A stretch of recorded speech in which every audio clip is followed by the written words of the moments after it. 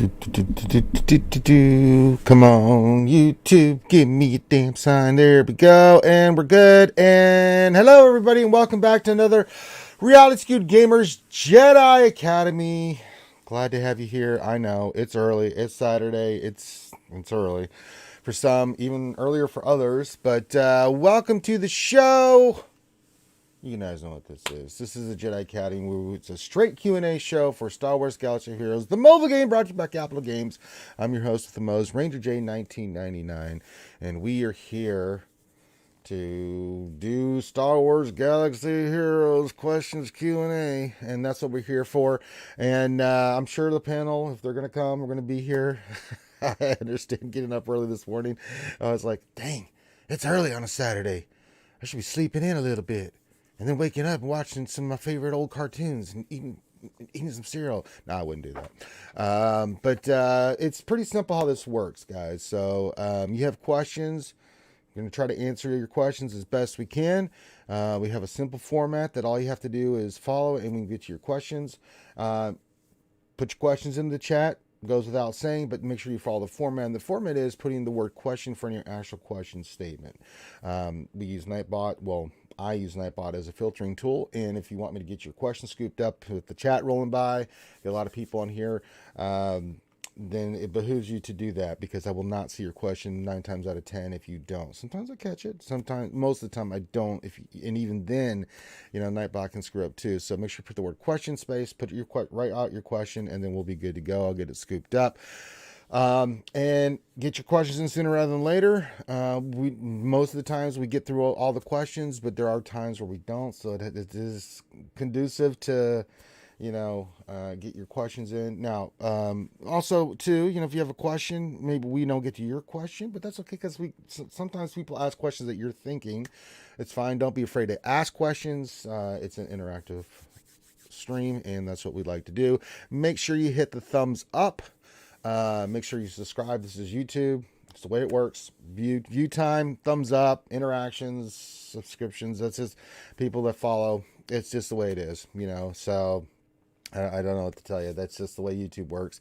So if you'd like to support the channel and all the content that we're putting out, then feel free to do that. Glad to have you guys here. Hope you guys are enjoying it. It's Saturday. As a programming note, we have a lot of stuff going on today for you guys. We're streaming, so we'll be streaming this.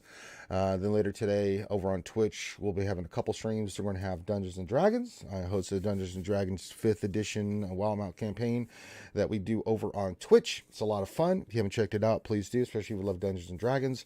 And then after that, we'll have a little break, and then I'm going to be doing my GAC tonight, of course, with hopefully Loki and the GAC Whisperer. We'll have a lot of people on, and we'll do that as well. So a lot of streams tonight. So we should be good to go. Yeah, get your questions in. It's Saturday, and this is what we do. So hope everyone's had a good week. I hope you're enjoying your weekend after a long work week. Trust me, I know. And some of you still may be working, so if you are, God bless you. Hope you have a good work day. Hopefully this brings you something to listen to during the work day, wherever you may be. It doesn't matter if we have people from all over the world watching us, so whether it's morning, noon, or night, it doesn't matter. You sit back, relax, grab something to drink, grab something to eat, and we will rock and roll. All right, so one way or the other, the show will go on. If I have to sit here and answer every question, I will, because that's the kind of man I am. Man shit right there. The big thing is Kenobi, getting used to Kenobi. I've got a Relic 8 Kenobi. I'm still working on his ultimate, and I'm trying to get his ultimate done. I think I have about 6 more to go. I think I'm 6 out of 12. So I do one, two, maybe 2. I mean, I'm not going crazy with the crystals, but I am, working on the ultimate. I will have it done before 5 starts, so that'll be nice. Besides Kenobi, I'm just getting the shards for the Bad Batch. I mean, that's a fun little project. Just trying to get them squared away. And then, of course, we're all anticipating waiting on Cat. So that's another topic of discussion. GAC's happening. We're rounding out the first 3v3 under the new format. If you have questions about that or your thoughts, feel free to pop those in. So a lot of questions about Kenobi and everything else. So whatever's on your mind, feel free to ask questions about any of the subjects that you might want. Of course, everybody likes to ask questions about team comps, things of that nature. And so those are more than valid. Any question you have, man. The only silly question is the one you don't answer. You don't ask. So feel free to ask any questions you guys feel like doing, and we will get you squared away as best we can. Princess Scribbles in the chat. Well, look who it is. It's Scribe Gaming. Princess Scribbles himself has graced us with his presence. So, royalty. What's going on, Scribbles? Glad to have you here, my friend. All right, I'm starting to see the questions. Glad to see you all here. A few shout outs: Utah, Epic Fells, Lee Boko. We already mentioned Princess Scribbles, the engineer, and Ice House. Yes, you are here. Yes, you is. Nathan H. So we got some oldies but goodies, and if you're a new person, say hi to me, say hi to everybody in the chat. Kind of like to shout out everybody here and say what's up. Forder, there he is. Foreigner's here. Good job. Good to have you. But start get your questions in. We'll start scooping those up. What's going on, Star Wars Galaxy Heroes? We're just kind of a little bit of a holding pattern, seeing what's going to happen. We know Cat's coming next, but then what's going to be after Cat? We won't get that for a little bit. We're not going to know what the next GL is for a while. So it's really just kind of just adjusting to Kenobi. I got to say, for the most part, he's pretty OP. He's pretty good. Yeah, there's other counters, sure. I mean, but he's so good. Kenobi is really, really, really good. And under GR, my be all end all for how stuff goes is I go to Loki and see how it's doing for him. And if Loki says it's pretty damn good, then I'm gonna have to tip my cap, because he's got the mods and he's got the teams to run it and test it out and give me feedback. And if the sexy Buddha is saying it's pretty damn good, then I'm gonna kind of go with that. And from what I've seen with him without the ultimate, he's pretty solid. He can be beaten a lot easier without the ultimate, but with the ultimate, Jesus, that thing is gross. So he's just a really dominant character. So still some more stuff to look into, but yeah, he's pretty damn good. All right, I can see the questions are coming in hot and heavy off the presses. Let's rock and roll. I'm going to start getting into these questions. So let's do it. Just do it. All right, let me get, if the old Nightbot will cooperate with me. Yeah, that's the way it works. All right, let me see here. First question, from my good friend, What Else 73. Happy Taco Hump Day to you, sir. It says, question, how many characters do you think we'll get from the Bad Batch show, not counting the 4 we currently have? I don't know how I want to answer this.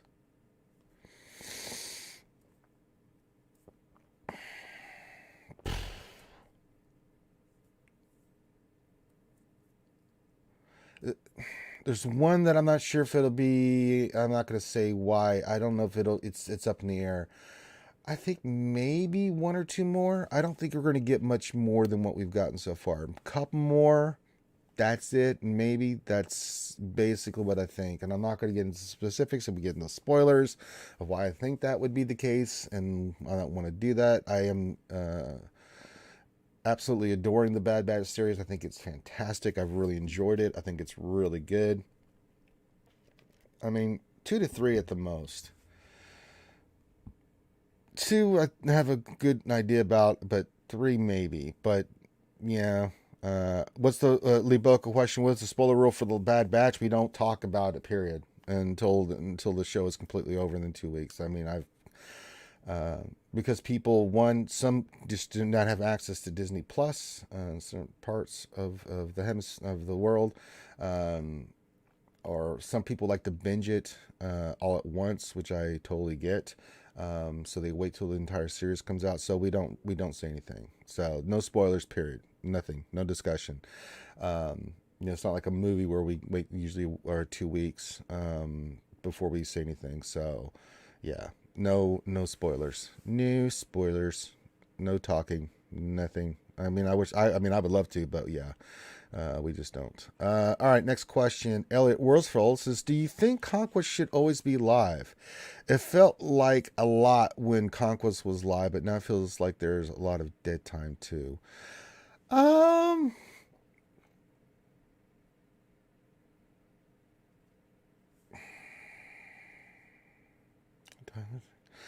I mean, so I get why they have the 2 week period. One, it's they get feedback and they're using it to change stuff. So I don't know if it was always going on, but I mean, what's the cutoff then? I mean, there's some things people have talked about with Conquest, like do we change it to where you get your loot box immediately? I don't think that's going to change. And I think the 2 weeks is just to give people. I mean, as a veteran player, so you have to think about it from different perspectives. And hanging out with the community and talking and being other people's shows and things of that nature, you see the difference in someone who has like me or Loki with RGP and the amount of teams that we can run. And even then, they made it a little bit harder to do. Not this, it's just more time. You have to kind of pace yourself a little bit more. And it's not like the first couple of conquests where we could just go in, have fun, and just be goofy and silly and just, with all the different, data disks that we had, especially the cooling disk. But, I tried, should it always be live? I don't know. It's a good question. I don't have a really good answer for you because I don't know yet. I mean, Conquest it was a lot of fun in the beginning from the changes, and I'm sure that they're looking at this. They'll look at the feedback from the players. I mean, CG's been doing a really good job of that, and then tweaking from feedback and from the players, and then from what they are personally seeing, they'll do some tweaking on it. But yeah, I don't want it always live. I do like a little bit of a break. I don't know how much of a break. I mean, it's like GAC. I love GAC, but that week break, I need it because it's so intense, especially when you're kind of being competitive. You're constantly thinking about your teams and what you're going to do, and then you're streaming it, and you have to set your times and set your schedule. And I liked a little bit of a break in between JC to kind of cool off, work on some stuff, and get my head around. Just it's just nice. So I kind of prefer the break, honestly. Now that I've talked it out a little bit, but yeah, if it was always live like GW or something, I don't know how I feel about that. I don't know, 2 week wait, but then again, they want to make it just at the beginning of the month. You get your rewards, and then that's it. I don't know. We'll see. We'll see how the tweaks come from the feedback, from everything, and then we'll take it from there. So let's give it some more time for see what they see after these last two that we just did. See. The engineer says, question: I have a few bad mods, but I can't sell them. They're not locked, but still can't remove them. Is this a bug? I don't know. I mean, the engineer, make sure they're not equipped on a character. But if they're not on a character and they're not locked, then I don't know. I have not seen that or heard of that. But if you have the other, what is it? The other thing, if you have like, them assigned through your loadouts, that might be something too that's preventing that. So check your loadouts as well before you report it as a bug. It could be a mod that's assigned to one of your loadouts, and then that's why it's not done. It could be that that's the case. That's the only thing I could think of why you can't, they're not on a character at this moment, but they could be on a loadout, and that could be preventing you from, getting them sold. So I had to go back and actually learn that lesson because I'm like, this is on a character. What is the hell? And then I look like, I don't really use loadouts, but once in a while when I did, I'm like, oh yeah, there it is. So, but yeah, that could be the reason why. So check that out, and that might give you a chance to, see what, if that's not, and now if that's the case and you don't have any loadouts and the mod is sitting there and it's unlocked and you can't sell it, then maybe, then you need to report that. But check your loadouts first. It could be that it's assigned to a loadout that you just forgot about. Um, all right. Let me get to the other questions here. Keep them coming in, folks, and we will get your questions one way or the other. All right. Let's see here.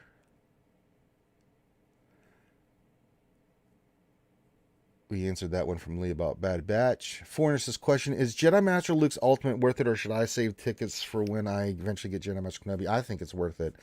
We had this discussion the other day, and someone asked me about Jedi Master Luke's Ultimate. I love it. I use Luke all the time, and I use his Ultimate, especially against Rey teams, Kyle teams, dominant. Of course, against C, you're going to get smoked because C is just a hard counter to Jedi Master Luke, but I think it's worth it. Um, I mean, I really do.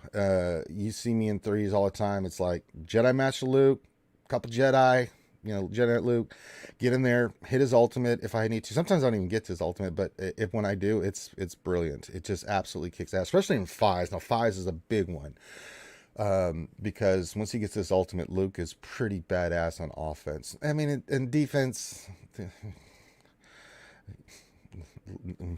I don't need to say anything else about that, um, but and not just GAC. I mean, you don't really use it in an arena because I use the Janet Revan team, but like territory battles, when I'm doing TW, I save that team for offense because like, oh, a wall full of Rays, I'll go get my free 22 banners, because I'm going to get to his ultimate. It's not, especially if you use certain characters. I mean, you do get to his ultimate fast because you're controlling not the AI. You're calling the Jedi to assist. They're ramping up his ultimate, and then once he gets his ultimate, he dominates. But in threes, especially, Jedi Master Luke is pimp. So, I think it's worth it. You can always go back and farm. I've always looked at it that way. Like when I get a character, I'm going to put everything on him. It's just the way I am. When I work on a character, I just do. And I've found that his ultimate is absolutely worth it. So yeah. And a team that I've have put on defense that has given people fits because it gets the ultimate fast is like Jedi Master Luke, General Kenobi, Grandmaster Yoda. And you want a fast Grandmaster Yoda, but the call and assisting, the assisting that goes on, what Yoda does, you just all of a sudden, same thing with like and the team I use against Rey is I'll use Jedi Master Luke, Jedi Luke. You can use Hermit Yoda, or you can use Gas if you really want to play it safe, and you'll get the ultimate quick. I mean, it's pretty dominant. You know, especially that little green frog, he'll get you into your ultimate really quick. So it's nice. I mean, you can use Shock T on that team. I've used Jedi Master Luke, Jedi Knight Luke, and Shock T, and it's pretty awesome. You can get into the ultimate really quick if you really want to. So yeah, it's got its uses. I mean, there's no doubt about it. Especially in territory battles. I mean, people forget about light side TB. You got to form two Jedi teams, and I usually form a Jedi Knight Luke team and a Jedi Master Luke team. Now, that's going to be a little different. Now that we got General Kenobi, I'm sorry, General Kenobi, Jedi Master Kenobi. But then again, I may just use him on the GR missions because he's GR. But then, yeah, GR Jedi. We'll see how it goes. But yeah, light side TB, that's going to be a big help. But I always go two teams, and you can get to his ultimate pretty quick. And it works out pretty well.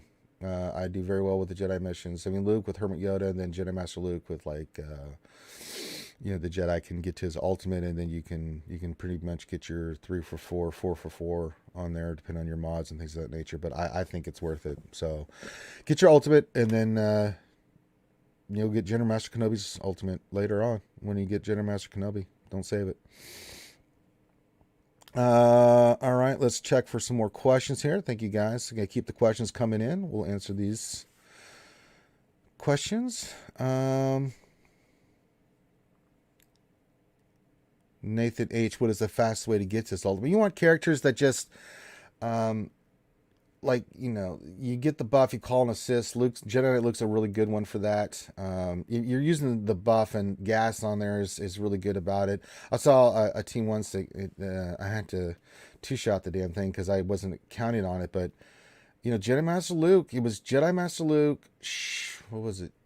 Jedi Master Luke, Gas, and Shock T. I mean, that sucker got into his ultimate quick. This is the AI on defense. I was like, holy Christ, that thing got in there quick. Another one was Jedi Master Luke, Jedi Luke, and Grandmaster Yoda got into that ultimate quick. So, you know, you want characters that are fast, that take turns, call assist, and you get I mean, it just pops. It's only for certain teams. You can't put like Mace and Plo Koon in there and think, oh, I'm gonna get his ultimate quick. No, it doesn't work like that. So, yeah. Look here. Let me see something. Look at something.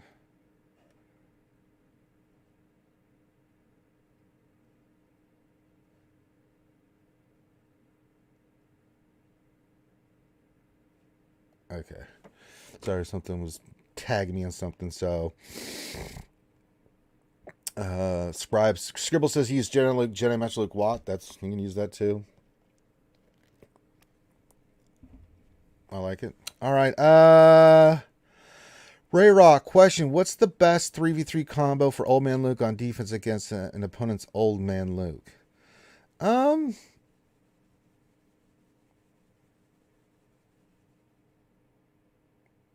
What's the best 3v3 combo for Old Man Luke on defense against an opponent's Old Man Luke?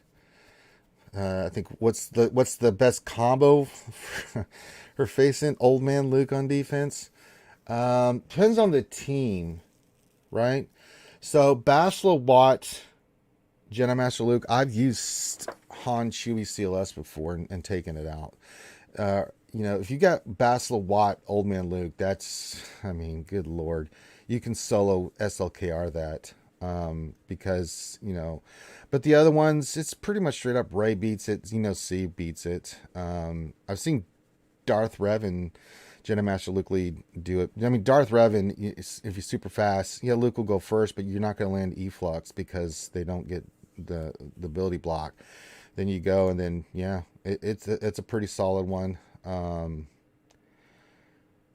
You know, you're going to have to use a really good team against it, but, I mean, especially if yours is faster and you've got better characters, you can beat it with a mirror match. Ray can do it easily because she can just take out the characters one at a time. So,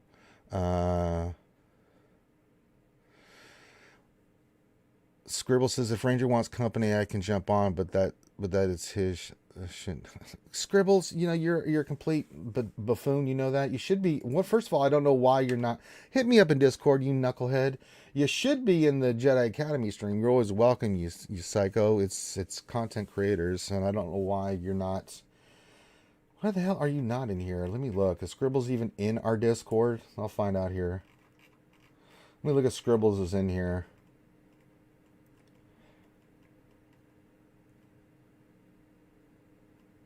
Let me see. I don't see.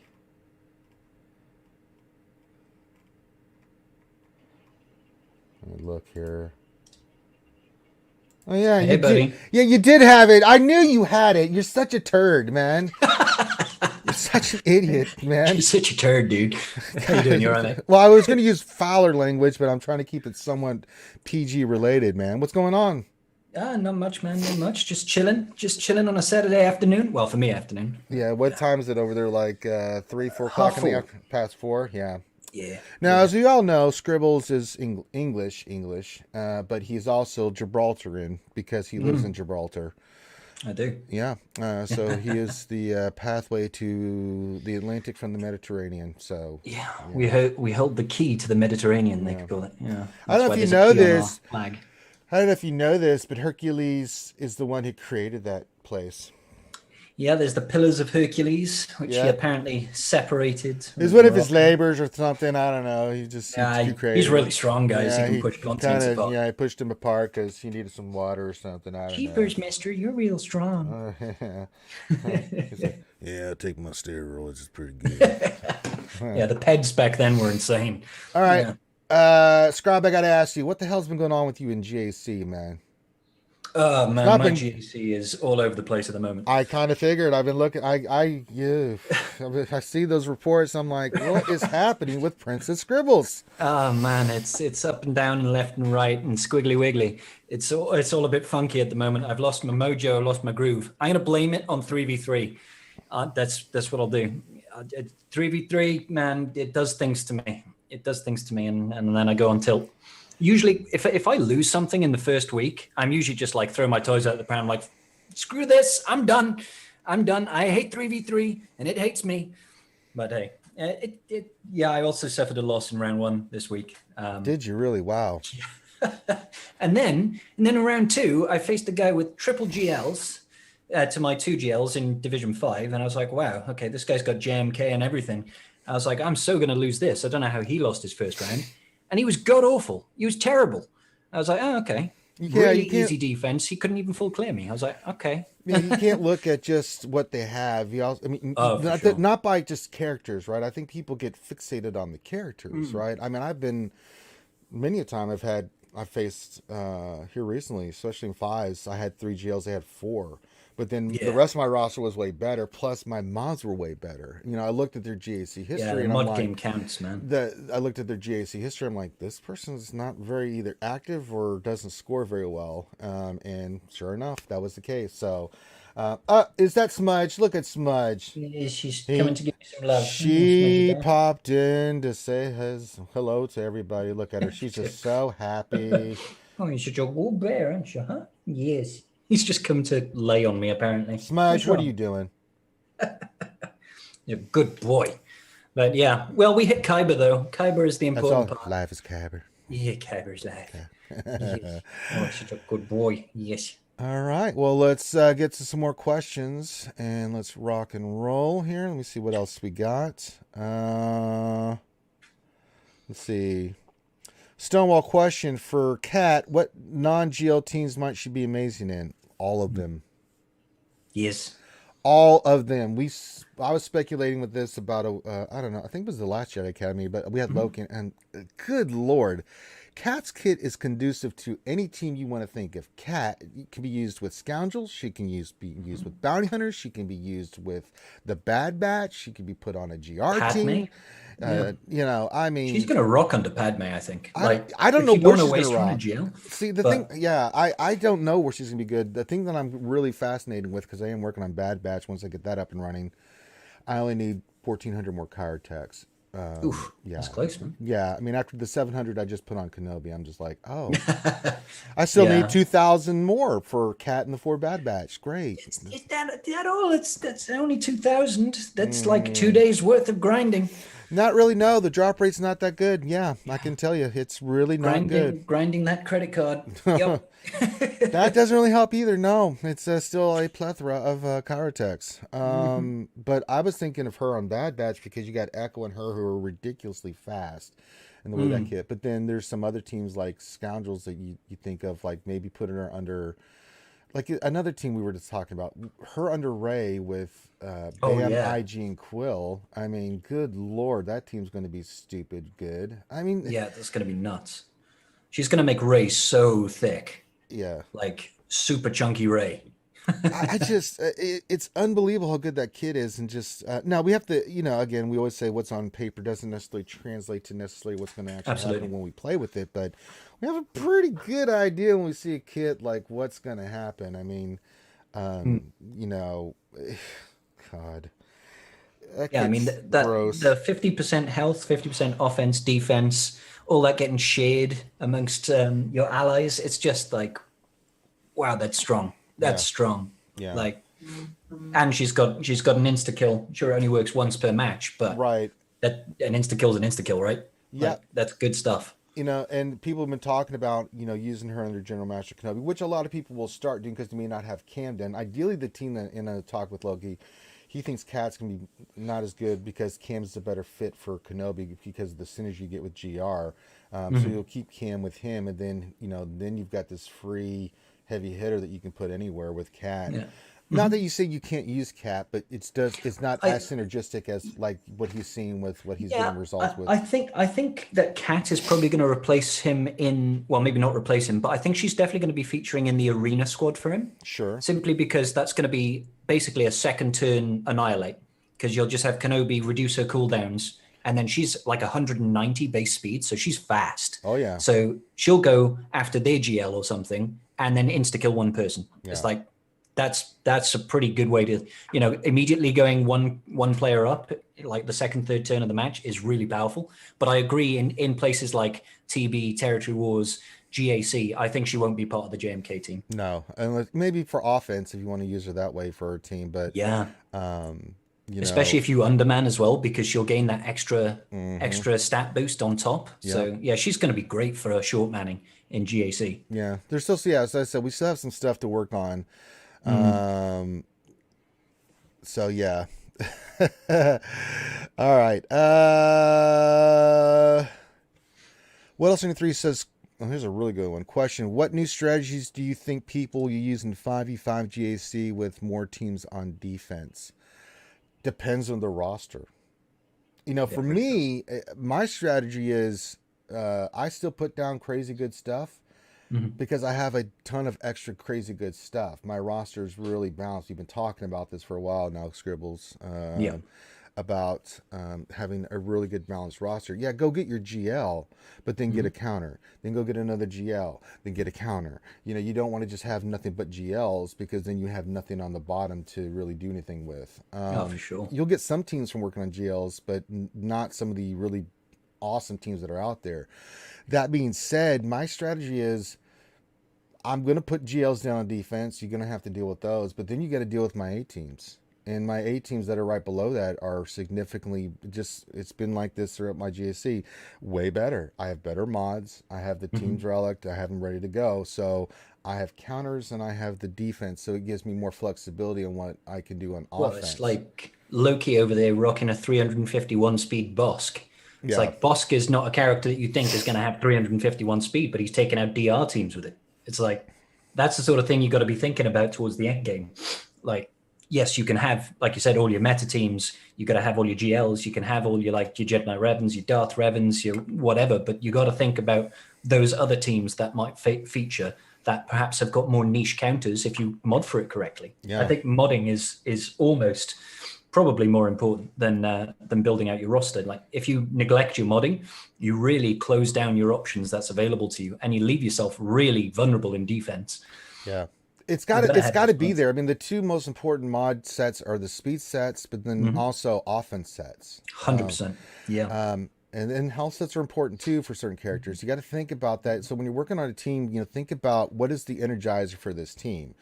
What speed is going to give me advantage when I use this team, either on defense or for offense, and how effective can it be? I mean, when I go in there with the in 3v3s, I'm like, oh, CLS team, time for Dark Trooper. It happens every time. Yeah. I mean, it's the same pattern. I go in there, Dark Trooper one shots CLS, and then it's game over at that point.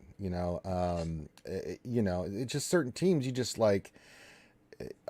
All right, you put the Perch Brothers. I kept mine for defense. Mine fins faster. I win. It's that simple. If you Mhm. go before theirs and you go mirror, you will win that. So you just Yeah. pick up stuff like that with And your modding. sometimes as well, it's not even about getting the hold. Sometimes it's about putting it somewhere to draw out a particular team. Right. Say you want them to waste their raid hand or something.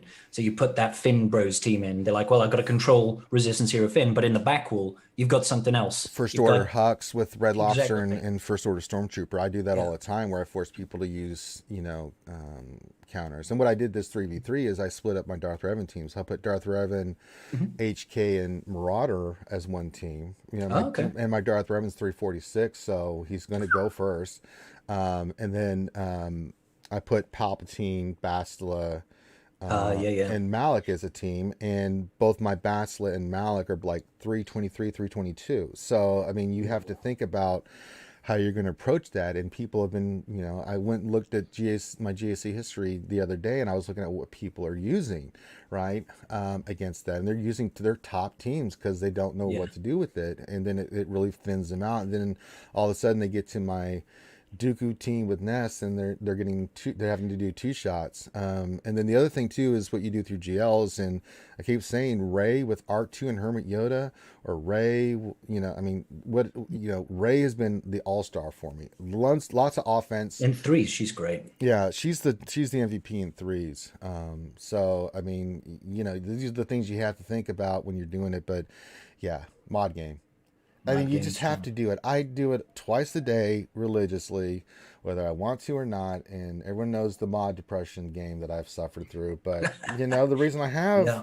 the mods that I have is because I religiously work on mods. I'm Oh, constantly, same here, bro. you Like know, this last month, I was doing 6 refreshes on mods for a whole month, and I blew through over 150 millions worth of saved up credits. I went down to 0 credits, and that's the only reason I stopped 6 times refreshing my mods. It's like I can't afford to do it anymore, so I still triple refresh, but I need the money now. yeah, Like it's crazy, but I gained like an extra 6 plus 25 speed secondary mods. yeah, Like it works. If you farm your mods, eventually you do get those rolls. Eventually, you just got yeah. to keep grinding away, man. And people, and if you're getting mods that are still hitting speed sets, 14 to 17 speed, those are really good secondary mods for your secondary Mhm. teams. I mean, you can still put those on your characters and have your characters like Stark and Piet and stuff be above 300 doing what they need to do. I mean, that's the magical number I always look at my characters. Are they above 300? I have a ton of them Yeah. above 300, and that's really, 300 is a really good baseline, I feel, for, yeah.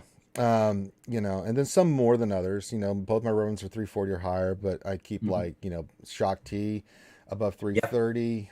same here. A lot of Finn is at 333 or 332, something like that. So I mean, you just have to think about that stuff as we go along. Now, we're going to speed sets again because I got to get my Kenobi done. Exactly. It does seem that he's going to benefit from speed It's set, all to be about fair. speed. Yeah, it's Yeah. speed and offensive secondary. So, Yeah, for offense sure. protection, health, but, Mhm. just focus on those main stats and you'll be fine. All right, let's get to another question here. Let's see here. But strategies, I kind of got off tangent here. 5v5 GAC, Mhm. it's going to be different for each division. Yeah, it's not changed for me, actually. I mean, 5v5 is pretty clear. It's just going to be the so it's going to, for me, like for Division 3, those three extra teams, what am I going to put down? Well, I mean, I'll put like, I mean, besides the normal teams that I put down, it's going to be like, it's going to be the BAM team. I'll put that down on defense with Bo-Katan, Ness, or something. And I'll put down a separatist team with like Newt or Dooku or, something along those lines that's really funky. Maybe a Night Sister team. My Night Sisters in the back have just done really well. I've gotten holds on threes with them, and sometimes the fives have done it in the past too. So, I'll put those down, or maybe another First Order team with crew. I Mm. mean, there's the seven that I know I want to put down. That's going to give people a heartache, and then there's the other team. So it's going to be interesting. I don't know. I mean, I think one thing I noticed with the strategies is your teams will dictate what you do or don't do, right? If you're how much you Mhm. can put on defense, or if you're going to be an efficiency fighter, right? Are you just going to put down crap? Which I've seen some crap here in this GAC, and people are trying to be efficient. They're like, I'll keep all my good stuff and try to be efficient, or they go heavy front wall, Mm. hoping that the Ray and Pray team. Yeah. I'm going to Ray and Pray and see if I can win. That kind Mhm. of thing. So I don't know. I mean, we'll talk about it when we get closer. I mean, I've got teams in mind, but I haven't really said anything. But I don't think anything's going to really change. Like Darth Revan team is still going to be the Darth Revan team. The Gas team is still going to be the Gas team. Shock Mhm. T. I'll probably keep Gas File first, and I'll move Shock T to like Jedi Master Luke or something. I mean, that just makes him that much better. Or with my Mm. Kenobi, what am I going to do with Kenobi? Right? Am I going to put him on Padme? Because I'm going to have the ultimate. So it's like, what do I run with him? Do I Yeah. leave Shock T with the clones, and then move Gas to Jedi Knight Luke? Or I'm sorry, Jedi Master Kenobi, and then use Jedi Knight Luke with Jedi Master Luke, and then have Rey with the team.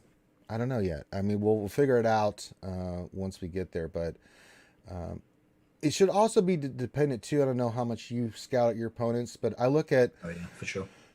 I look at their history and what they tend to do. It doesn't mean that's what they're going to do. But also I look at their mods. What are their mods like? Yeah, That's a big thing for me. Like, what's your speed on this? What's your speed always. on this? I always take a look at things like how many plus 25 speed mods have you got? Where have you allocated them? What's like, is there a certain character or a certain team that they've stacked their speed on? Like, have Yeah, they just gone for a super fast Darth Revan and hoping that he's going to, keep you you know, from do anything. yeah. So then you got to think, okay, well, I know exactly what I need to hold for offense in case they put that guy on defense because you want something that's going to guarantee it, right? Right. Always check history, always check modding. Even if the history is not always indicative of what they're going to set, it's better to be more informed than less informed, I feel. Right. So It just makes it easier. You're like, well, I expected this team, and there's that yeah. team. I knew that was coming. So, I mean, it just I find most people as well don't tend to massively vary their defense. They usually have, a lot yeah, of your this is more my casual players core do. defense, Yeah, you know? yeah. Other than the people that have been around my level, about 800,000 plus, I've been Mm, facing a lot of 700,000, and that's been true. They've kept the same defense. They mm, just go for the points. They've got a really high lifetime score, but they kind of keep to the same pattern and stuff. And I get it too, right? I mean, if you're not mm. that into GAC, you're just like, hey, I'll get my points. If I win, great. If I don't, okay. But I still get a ton of points, Yeah. for better rewards. So I get it. And then some people just don't care. I mean, I've gotten the FU defenses a couple times where it's like, Mhm. I knew this was coming. Yeah.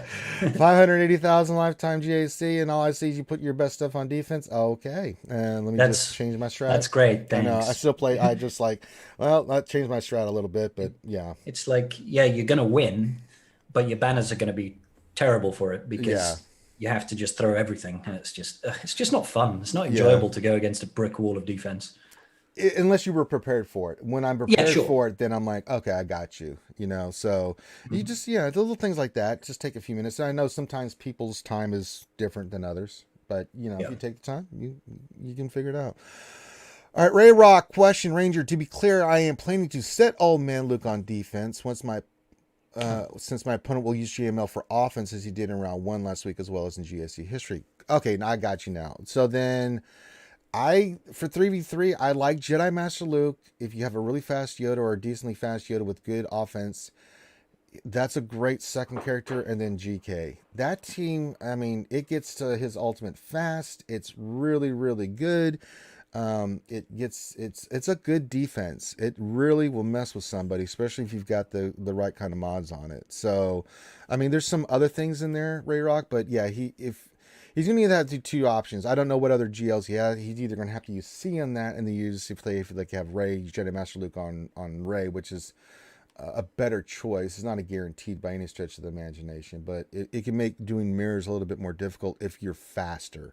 If you're Luke and E flexes, and then your Grandmaster Yoda goes before they start taking turns, because their Luke's going to go next, but it could be really nice. And the thing is, if they do E flex, doesn't land on Kenobi, he's going to cleanse, and then you're really, you're off to the races. So it's really nice. I mean, the call and assist from Yoda will get you to your ultimate fast. The call and assist from Kenobi gets to the ultimate really fast. It's a nice 3v3 defensive team. It can be beat just like anything else, but Yeah. do you have I don't know what GLs you have, Scribbles, but I don't know if you have Jedi Master Luke.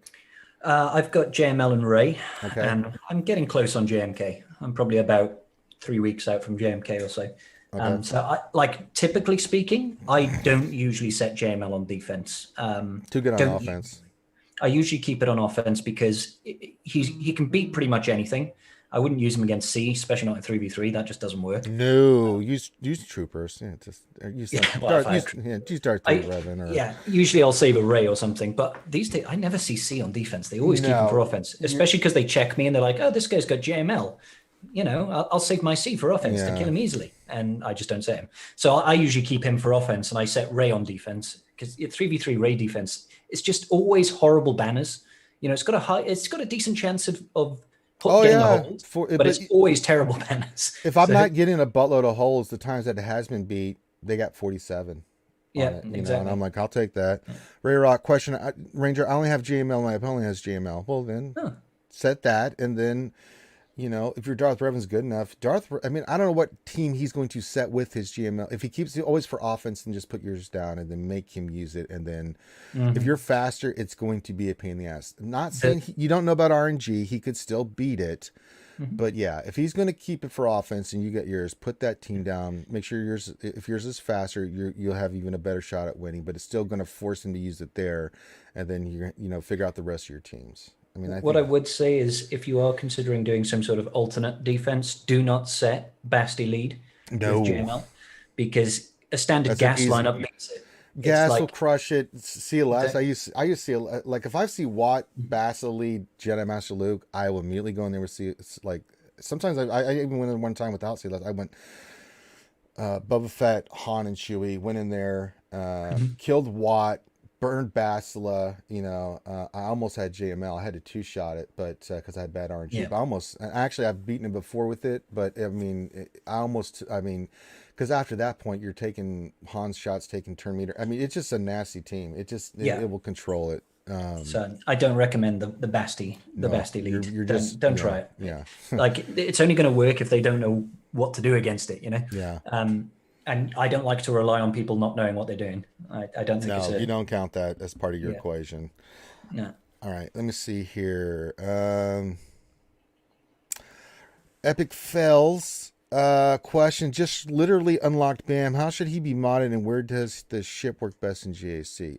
I have offense on him because I want his little Whistling birds. Yeah, whistling birds to do his max damage. Right, offense. I think offense crit chance on him. You're not going to get him fast. The team is not fast. It's just about damage. Now you can get Quill fast. and in some ways you kind of don't want him to be fast, right? Because No, you want him to stack the whistling birds as well. right. So you want to get that to 20 stacks if you can. I like Quill fast, but Yeah, just make him offense with to take hits. But I mean the hard counter in threes is Padme. Or not, I mean she just is. It doesn't matter. It's just a hard counter. But if they can't use Padme against that team, that's where it gets funky. I've actually had holes on that team because if you have a nice. really fast Quill, it can work.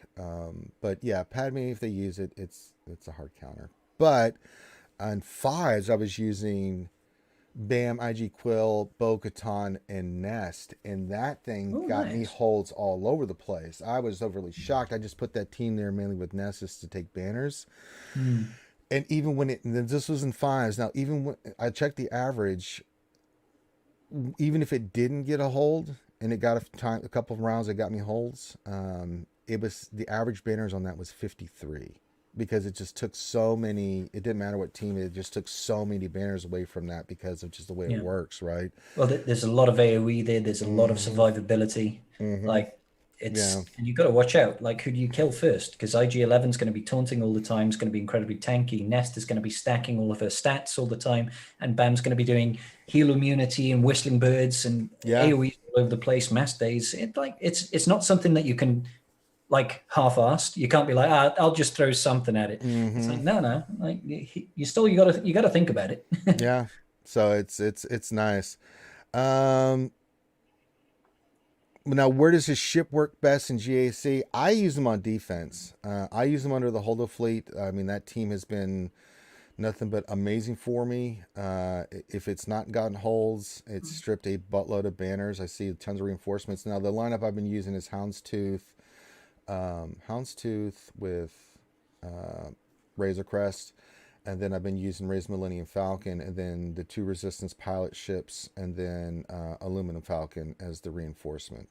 And if I have not had holds and got the hold of maneuver, it took a lot of banners. I mean, I've Yeah. had quite a few times. 55 to 58 was the banner count on those ships. So that's the ideal place. You can use it on offense. It's a really good offensive ship. I mean, I think as well, like because it's not seen so widely, and right. it's not really used in arena. A lot of people don't know what to take against it. I mean, sure, they might just have the get two fleets and they'll just walk it. But if they put get two fleets on defense, they're probably like, how do I deal with the Razor Crest? I never see the Razor Crest. What do I do against it? And that's going to give you banners. That's going to give you because he's tanky. He avoids taunts and he does good damage. So it's like he can trip you up if you've got a Mm-hmm. well geared, well high relic Beskar Mando. He certainly can do well. I would definitely put him on defense. Yeah, I like it a lot. Um, let's see here. Oh, Nightbot went poopy on me. Hold on, everybody. Keep your Ruh-roh. questions coming in. Hold on while I'm getting Nightbot going. If you have questions, keep them coming in. Make sure you put the word question in front of your actual question statement, and we will continue to answer your questions here on the Saturday morning as we answer your questions for Jedi Academy. Okay. Did it update? There we go.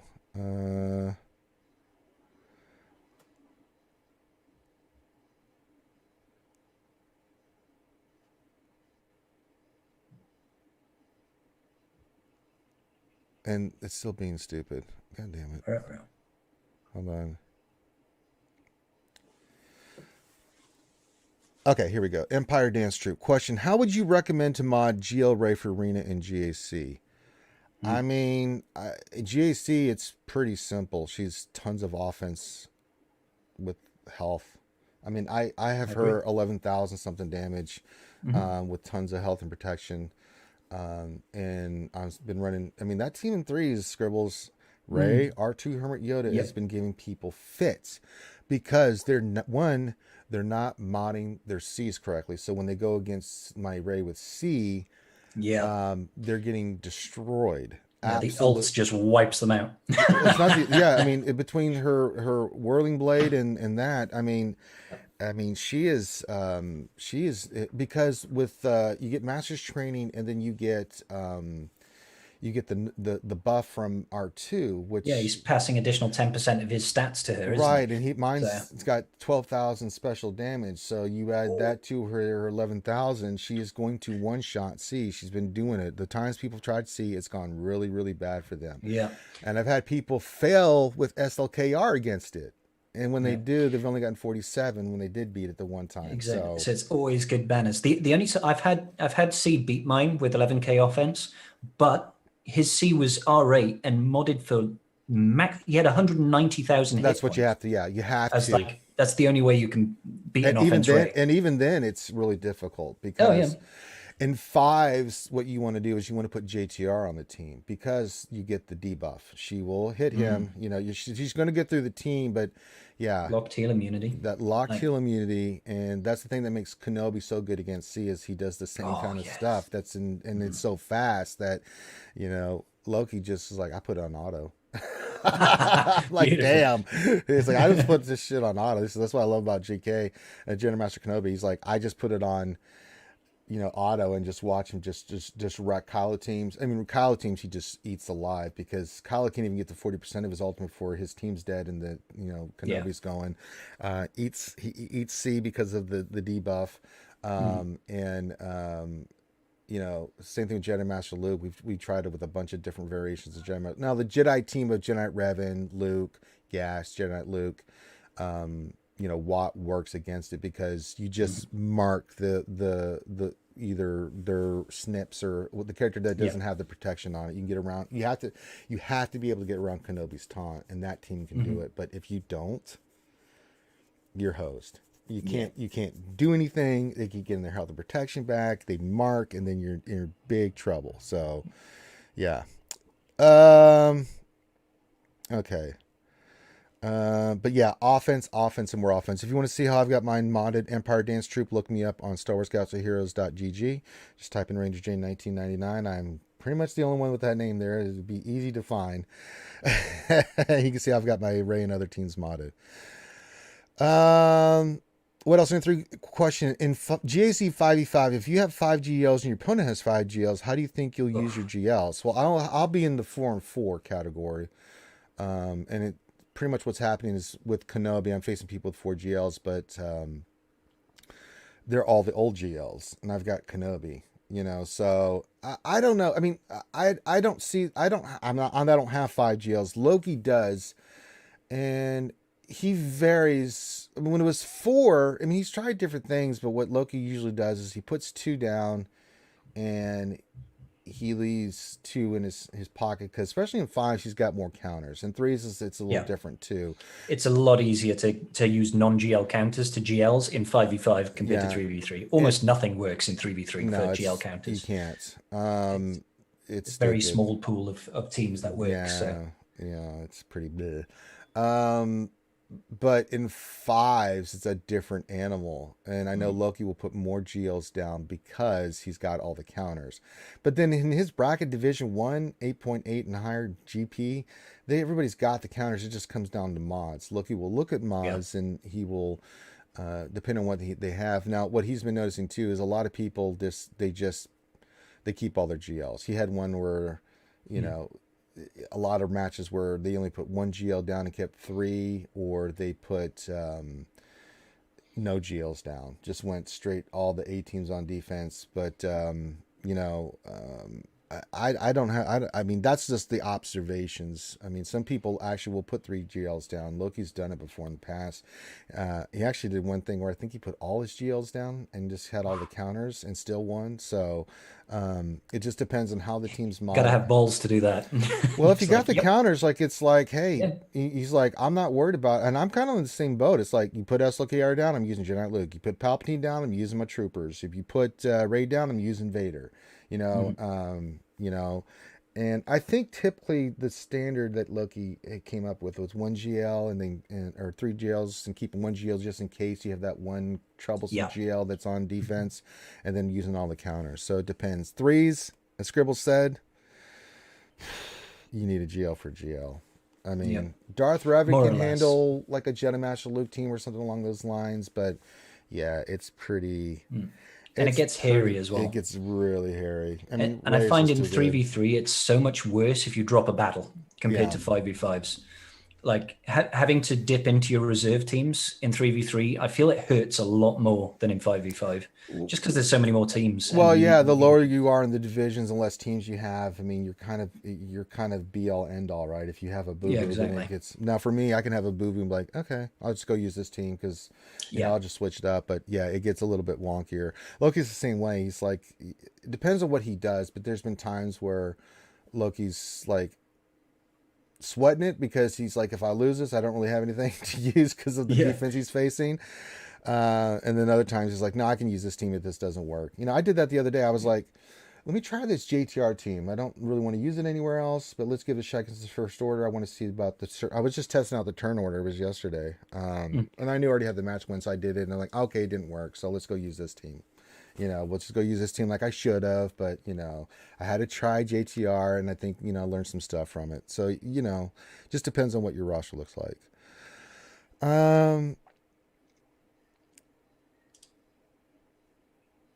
Let's see here. Lee Boke, a question. What do you see the future for new GLs now that CG has to veer away from the movies? Will going to the series slow things up? I don't know, man. And I'm pretty convinced it's Lord Vader who's coming next, Me Scribbles. too. Yeah, I'm I don't agreed. know what the hell direction they're gonna go. Well, I mean, they can go any direction they want for GLs. They really can, and I have no idea. We talked to when we've had Chrome the last couple times on about moving away from just Force users that we have the GL tag I hope they because do. I hope they do. I think that would be cool if we got some Galactic Legends that were non-Force users. Yeah. Galactic Legend, Jabba the Hutt. I mean, why not, right? Yeah, why not? Like a scoundrel GL or something like that. I don't know if he'd count as a bounty hunter. I'd say scoundrel probably is more likely Sure. because he's more like a contract giver, right? He's the guy that's sending out people to go fulfill contracts. He's a crime lord, isn't he? So Yeah. maybe he'd be a scoundrel, and I'd be down for that. I'd be down for that. Try something different. Yeah. Maybe even have him take up 2 slots in a team because he's a chunky monkey, big Yeah. old slut. But then obviously you'd have to offset his power by making him incredibly strong. Yeah. Maybe he's a summoned ally of Salacious B. Crumb. Who Oh, knows? oh, oh, It could be oh. fun. It could be fun. But I think because they seem to be spreading it out a little bit more now, maybe we're getting 1 GL every 6 months rather than 2 every 6 months. Mm-hmm. So, we both agree it's most likely going to be Fallen Anakin. I've always thought it's going to be Fallen Anakin to pair with We GL. saw it in General Master Kenobi event. He's coming, folks. Exactly. Come on, But man. after that, we've got stuff like, we've got the Book of Boba Fett coming out. We've got another season of Mandalorian coming out. Mm-hmm. We've got the Ahsoka series coming out. The old Ben. There's so much that they can draw from it. They got a lot of content. I think it's most likely going to be something from the new TV series because it's the new shiny, right? And Disney's going to be like, hey, look at our new show. And now you can get this legendary character from the new show Right. and all this. That's how I think they'll try and market it. That's what makes sense to me. Maybe they'll go back and be like, hey, let's get a Maul in there because he's such a fan favorite. He was in season 7 of Clone Wars. It's got long history. So who knows? Kenobi. I think the next Conquest character, if it is a character, will be Maul. Now, someone, I can't remember who it was, said that it could be another ship coming. I'm like, hey, give us Red 5. I'll take that before we get I Maul. would definitely take Red 5. If we got Red 5 or a B, Christ, I take a B-Wing at this point. Just give me something, Jesus Christ. Yeah, change up the ship meta, please. It's so But boring. I actually think Maul will be the next Galactic Conquest I do character. too. I think, yeah, I'm with you 1,000%. And we said Once they've this. done Cat, they're like, new character, here's Maul. Yeah. I It would mean, make sense. yeah. I And mean, he'll be like an unaligned dark side force user. yeah. So he'll have synergy on the dark side, perhaps with the OG Kylos and stuff, and even SLKR. Yeah. But they're obviously, because they've established it for a light side, so we're definitely going to see some dark side unaligned force users pop out, and it's going to be cool, man. Like, Yeah. I love new factions, I love new tags. It's great. I think so. Yeah. It'd be cool. All right. Let's see. Emperor Dance Troop question: what are some timeout teams? I don't really use timeout teams per se. I mean, I know the. What are some timeout teams? It's been a while since I've played some timeout teams on defense. Yeah, I'm not good with them. Like, a lot of my problems with timeout teams is a lot of them use what, because that tank tech is so useful in making it Right. a tank constantly taunt and be incredibly survivable. You had like the old Zalbar with Vandor Chewbacca and their Akira team. That was his timeout team Yeah, for a while. there was the Vandor, Barris, Kenobi. I can't remember the other two that were on that Oh, team. that reminds me of a 3v3 one I saw. That was a GK lead with Zaris and Jolie Bindo. Like, Yeah. that's, you can't crit them. If you do crit them, Zaris heals them. Kenobi is just taunting all the time. If they're all high relics, it's Yeah. like there's no DPS in it, but it's so hard to chew through. And there's obviously, if you don't kill Jolie, then you're going to get the revive, and you've got the heals, and you've got all the additional defense and health from GK's lead. It's frustrating. Yeah. But that's a 3v3 one. And there's also stuff like, well, no, actually, I was going to say the Rex 5's Zaris one as well, but that's more of a, oh, you better kill them quick, otherwise you're going to eat a There's just Rexalate. too many teams now that they just do so much damage. The timeout teams are really hard to do. I mean, there's too much armor penetration now, and Yep. just too much offense on these characters that it just timeout teams are just. I think they're a thing of the past. I mean, in GAC, if you're going to do it in the back wall, because maybe you Yep. catch someone without those firepower teams, Mm. and you can get lucky with it. But yeah, I mean, it's really hard to do these days because there's such a diversity of characters now, and they hit so freaking hard. If I have run into those teams, I'm just like, I'm just going to use this and just destroy you because, yeah, you've got all that stuff to try to stop me, but I'm going to get past that and just nuke your ass. So, yeah, it's not a lot of really good stuff out there for timeout teams at the moment, just because of the way they've changed the armor penetration, the offense, and the true damage and stuff they've done with these characters. It's just not as effective as it used to be. Yeah. Now, back in the day, a year and a half ago, boy, that was some stuff you would put on defense and throw somebody Mhm. off. Like, you had to think about that. Especially when Arena was new, and you Oh don't yeah, really see these sort of weird timeout teams. It's absolutely. like, oh, what's this? Why does this work? And then you go, oh, wait a minute. Like, the old hide the Night Sister team where Yeah. you've got Zombie with Yeah. Daka, and then you've got Acolyte in stealth. If they've got no AoE, they can't kill the Acolyte. And it's just like, So come annoying. on, do Or or something. they would put Ness in a team where it's like you couldn't kill Ness with the team that you would Yeah. normally use the counter, and then you would time out. I hated that shit. I got caught with it once or twice. I'm like, I remember one thing that got me here. I don't know, about 4 or 5 GAC years ago when I just got my troopers going. Mhm. I just got Gideon, so I went in there against a C team. Wrecked C, wrecked the rest of the team. It had Nest on there. I went for the hit. I didn't kill her. She got red health and then countered, and then I could not kill her Yeah. And her health because steal was just stacking up, it so she was just back to full health. just couldn't do well. It just couldn't kill her. I mean, it Yeah. just got because start takes away turn meter. If you got all the Oh, scare, yeah, I that's just that's the end it of was it. impossible. It's like CLS against Nest. You better time it right because if she gets loose, you're gonna get into that stupid loop. So That's happened to me before. Like, yeah. stacked out CLS team, but Hmm. you just can't kill the nest, and you're just removing So TM. I just don't play around with Nest anymore. If I see her on any defense, like you're gonna get Mandoed here. I'm not Yeah. dicking around with that. You know, I don't care what team she's on. Either Some that sort of or insta kill coming through. I think it's time for Nihilist Ness. I can't stand your ass. I hate Yes. that shit. Oh god. All right, let me look here.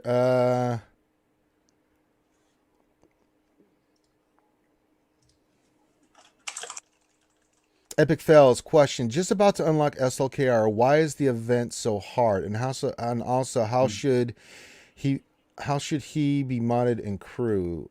Think crew should get a crit avoidance arrow once I have SLKR. No. I gotta look at what you're doing. You want to fast Hux. I'm trying to remember the team I used. It's been a while. Bear with me here for a second while I try to think. What is the team that I used? I think I used. I didn't use crew.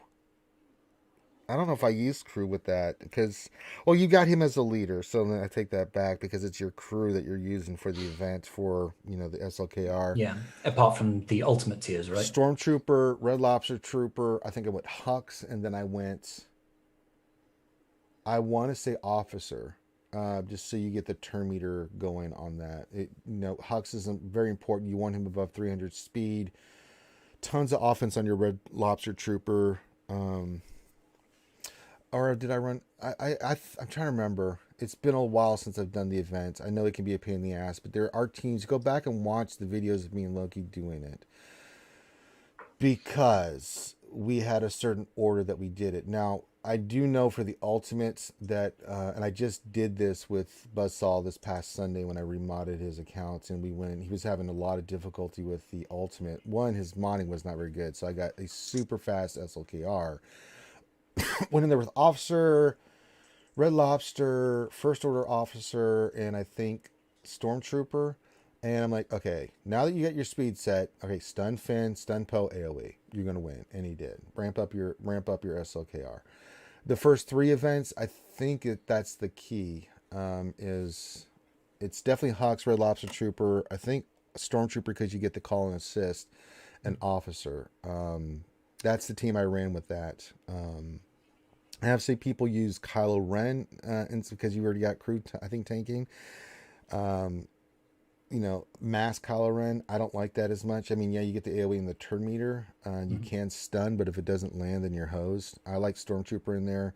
If he dies, then your Red Lobster is going to really blade the pain if you got him modded correctly. But you get your Hux above 300, get tons of health on your crew, and then run Officer, get that turn meter going. Hux, do the same thing, get that Red Lobster doing his thing. That's just kind of what I did. But yeah. It's been a while since I did. I had to really pull all the memory brain cells there. Scribbles are like, what the hell? Well, the Slacker event is not one that I've done, so I figured I'd take a back seat on this one. Yeah, it's. I just remember that we had to do it a certain order, and then we were able to beat it. One thing's for certain, though, the Ray and the SLKR GL events are so much harder than JML and events. Thousands of times more difficult because of the way they just set up the events, right? And the Kenobi one's just a joke. Like from what I've Difficult, seen. yeah. And I talked about this on a stream recently, where it's like what they've done is they've gotten away from the difficulty is getting the characters to the relic levels that you have to get to. But it's just The like time and the gear invested, right? the time and the gear invested.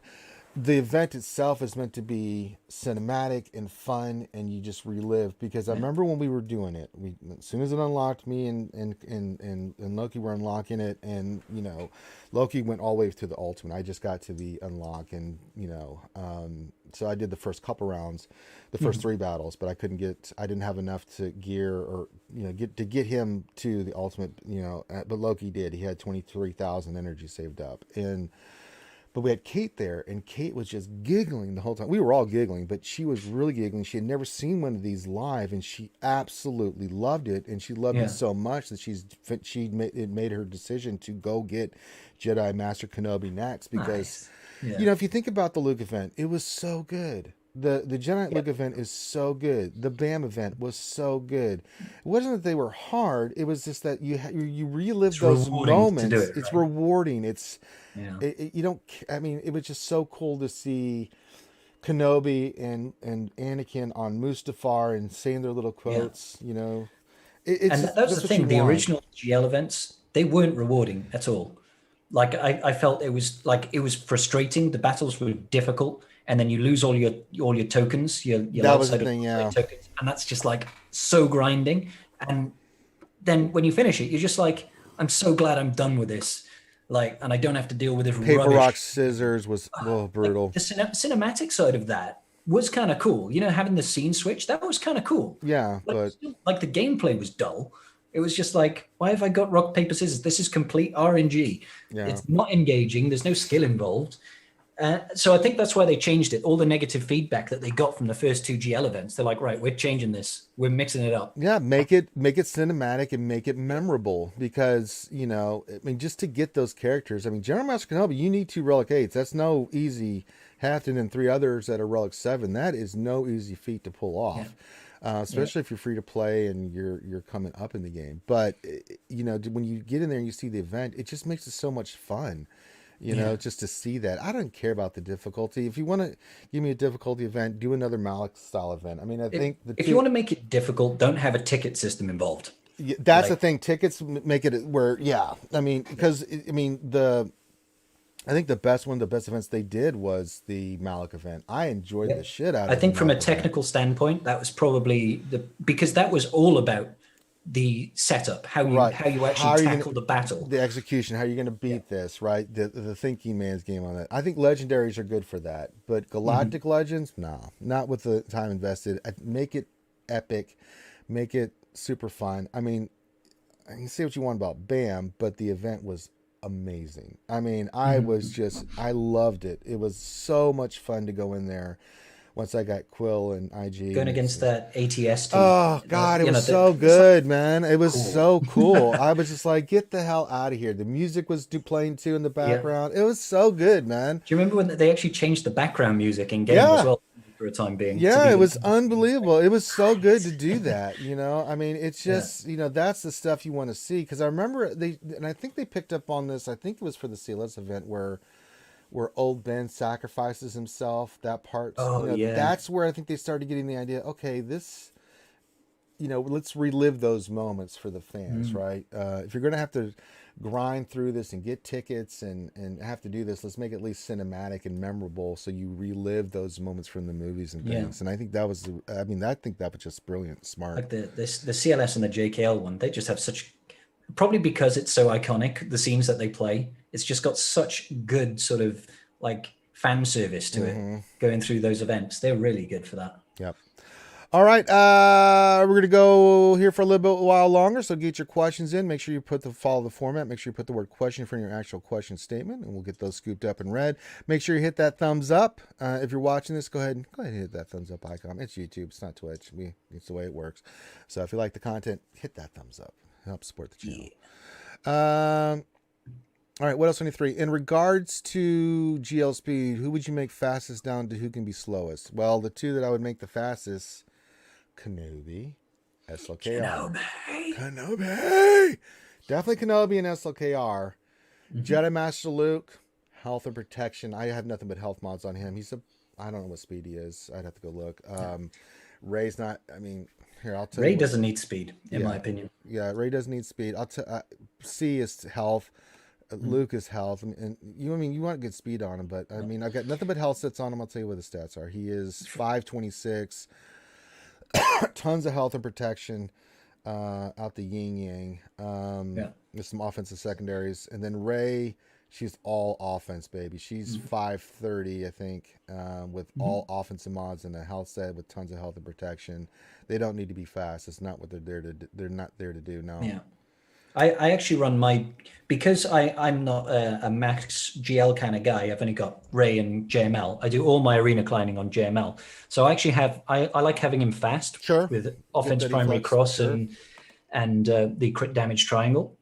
So I run mine at like 571 or something. So I outspeed the whole shard and I go with a super fast JKR. So like I can finish JML mirror matches in like 35 seconds because you can just control the opponent's JML in a mirror match so it doesn't get an efflux off, and then I get Savior out and wipe out 2 of the characters in like 3 turns. It's great.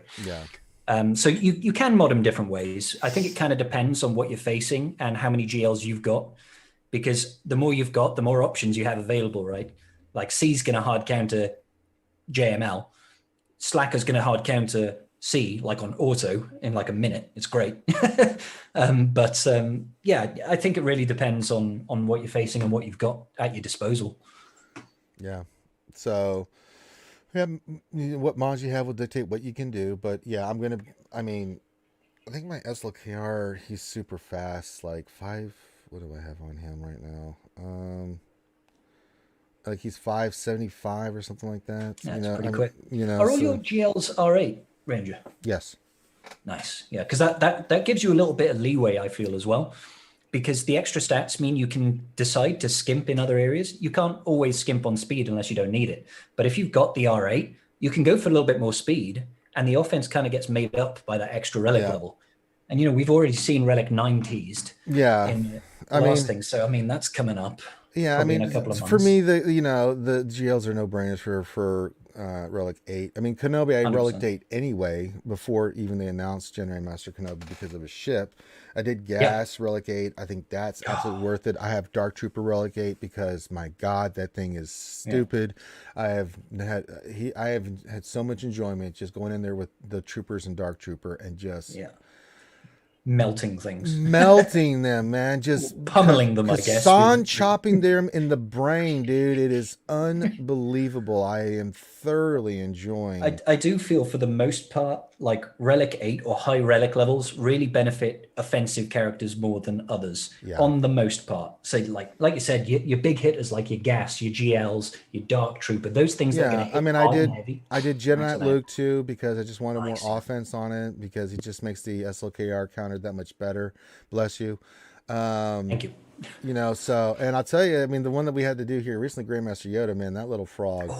I mean, I already had him set up for another thing, right? When you're saying the Relicates for JMK is pretty heavy. 2 Relicates for the event is pretty heavy, but the choices, they're not so bad. They're pretty good. And GMY, I could think of much worse characters that they could have asked me to R8. Well, I mean, that little frog's near 13,000 special damage now, and he just one-shots things. It's sick. That's great. So yeah, that little turd. Mini Hulk damage. Yeah, he's a little. Oh, my goodness gracious. So yeah, I mean, I don't know how many G8s I have. I try to be specific about the Relic 8s. I just did Kenobi. I'm saving my next one. I have one ready, but I'm saving it for Cat. Right? It's not the. I'm getting plenty of the One Piece. The aero magnifiers. Aero magnifiers. It's the other ones that I have to be the impulse detectors. So I've got. They take so much gear, man. It does. So I've got one set and ready to go for Kat because I'm definitely 100%. Taking her to Relic 8. But I've got aero magnifiers coming out the butt now because I'm just fortunate to be in a guild that we do the sea pit. Plus I get all the other rewards from conquest things of that nature. So. Yeah. But yeah, those other ones. Christ. Oof. Yeah. No, it's so depressing when you're doing it because you're like, that's so much gear 12 gear. Like I could be relicking characters with this and it takes like 200 of them. You're like, oh, that hurts. Yeah. That hurts. Nightmare question. What phase are you using Jedi Master Kenobi in Crinkcore? I'm not at the moment because he's not got his ultimate. I used him in phase 4. He did pretty decently. Got me some good scores, but I mean, nothing amazing because I don't have his ultimate, but yeah, he does really, really well. Now, I saw Gom yesterday use his in phase 1 and got 2 million something with it. So, I think Loki did his in phase 4 and got a really nice score. I don't have an answer for you yet because I don't have my ultimate. I haven't had a chance to really go in there with C-Pit and play around with it. You probably want to ask, I wish Loki was on right now, but he would probably know better than anybody. From what he's seen with the guild, like where the best is. I don't have a good answer for you on that. All right. Yuta says, question, best hard, almost 100% counter to GL Kylo. For squad and GSA, I know the comp determines that, but just something general. Best hard, almost 100% counter to GL Kylo on defense? JML eats him alive. Master Luke lead. Like, yeah. If you're using like the Titan team, which you really don't want to use in GAC, in my opinion, because you use up so many good Jedi, I still think using JML lead, if you throw in GMY there and then some sort of sustain, maybe you throw in Hodor and Shakti or something, it's like being able to avoid all the taunts, and you deal so much damage, and you control with ability blocks, he's arm cooldown counter. increases, all that sort of stuff. He's so good against SLKR. Ray too. I mean, Ray can Ray do wrecks it. it, Yeah, especially if it's just a standard first order team, we'll wreck it. I'm trying to think if there's any normal teams in threes. No. In threes, no. No. In fives, if you've modded flip. your 501st the right way, and you've got Zaris, I use that a lot. Rex lead with the rest of the 501st. Sure. Zaris in there. You've got to play it right, and you have to mod correctly. But I've beaten R8 SLKRs with 13k offense. Yeah, for me, when I see SLKR on defense in fives, it's Jedi Knight Luke. I've got the team. Yeah. It's Jedi Knight Revan, Jedi Knight Luke, Old Ben, Basla, Yoda and Basta, Hermit Yoda, and it just, especially with Relic. It's a great team. Just destroys it. Threes, it's a different story. When Jedi Knight Luke just starts countering and he just one-shots everybody, he's like, you're dead. You're dead. You're dead. You're dead. I mean, he just starts eating their lunch, just eating them for lunch, man. So it's so good. I'm trying to think of like, in threes is a different monster, man. You got to use you can either mirror it with your Kylo, only if yours is faster, because if either goes first, it makes it really difficult. Ray can do it easily, because you can time your whirlwinds and your abilities and just wreck face. Luke easily handles it. So you're gonna have to use a GL against it. I mean, and just in general, that's what you have to do. I mean, in threes, let's just be honest. GLs, you got to kind of counter with GLs. There are few teams that you can use, but we've seen just how powerful they are. I mean, you just don't have enough. You're not going to use Vader counter against Rey in threes. You can use it in fives because you've got the other components to make that work. But in threes, you're just begging to get smacked in the face. Exactly. It just doesn't work. You don't have enough of the pieces, right? Because with a Vader, you need to have what? And if you're taking out, if you've only got 3 spots, that's Vader and what? Who do you put there? You need Thrawn to control Rey, but then all you've got is Vader and what? Yeah. So if they've got something like a really fast resistance hero Finn, it's going to put up the inspiration. He's going to start countering you. It's like, it doesn't work. It doesn't work in threes. Yeah. Unfortunately. Now, I did one time in threes, I think I tried something. I can't remember what I tried, but I had just SLKR left. But I went in there with Thrawn, Han, and Chewie as a cleanup team. Thrawn fractured, and then Han kept taking his turn meter away, and then the damage just took him out. You need to have quite a lot of offense for that, wouldn't you? Because they're increasing his stats. You're like, oh, am I going to kill him? But yeah, they just nuked his ass to the ground. So I mean, even if you use Rey and it doesn't work, or Jedi Master Luke, but if you kill the other characters and Kylo's under, he's in the, has no protection, they'll eat him alive, fracture, and then just burn him down. So, all right, next question. Let's see here. What else in 3 is someone's history shows they always put all their GLs on defense. How would you build your defense for that? In 3s, keep your GLs and then put your A teams down. Especially, it depends on what else they put down. I mean, if they go lighter. Now, his question is saying is if they hold their GLs for offense. So if they keep all of their GLs for offense, how do you prepare? No, it says right here, what else in 3 says? Oh, yeah, I said both ways. He has it in both ways. It says, if someone in history shows they always put their GLs on defense, how would you go? If someone else shows they always GLs on offense, how do you prepare for that? Yeah. So he asked it both ways. If I've run into someone that just FUs, then I don't worry about it in 5s because I've got the counters. In 3s, I got to really think about it. But the way I've got my defense set up, I usually have 2 GLs. But then I know I'm going to win because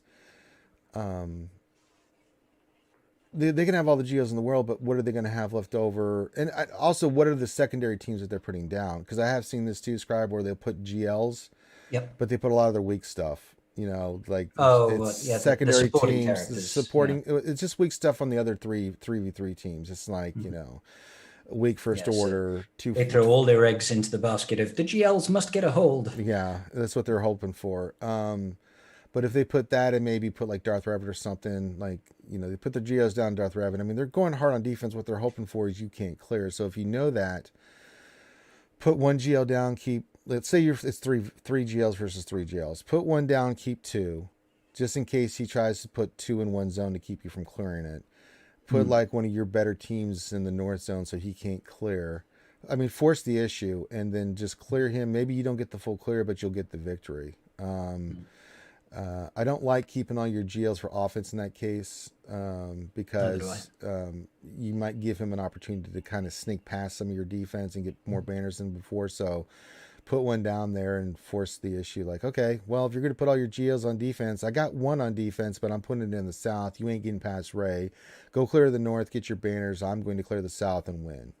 So that's a strategy. Now, for the other side of this, what else 23 says is someone in Citrus says they always hold their GLs for offense. How do you prepare for that? Well, I have fun with that because if they're going to keep all their GLs for offense, I'll put down 2 secondary teams to make them think about it, right? I'll put like Darth Revan team down or gas or something like that along with one of my GLs. Like, okay, you still have to use your other 3. You have to use your GLs or something on one of these. Because if you're going to put your other crap down in 3v3, if you've got a really fast modded DR, a lot of people are just like, I don't want to mess with that. I'm going to throw SLKR against it and just clear it. Yeah. And then if you've hidden a GL on the back wall and you've got one on the front wall, that can really mess them up because all of a sudden they've used some of their power teams. And it's like, what do I do? Yeah. Like I like to be a little bit more ballsy on defense. If they save their GLs for offense and always do, I set both of my GLs on defense because I'm like, they're not going to get good banners and I'll still full clear. So I should get more efficient full clear banners than they do. Yeah. And sometimes they just don't even beat the GLs on defense. Okay, you don't even full clear me. Yeah. But it's risky.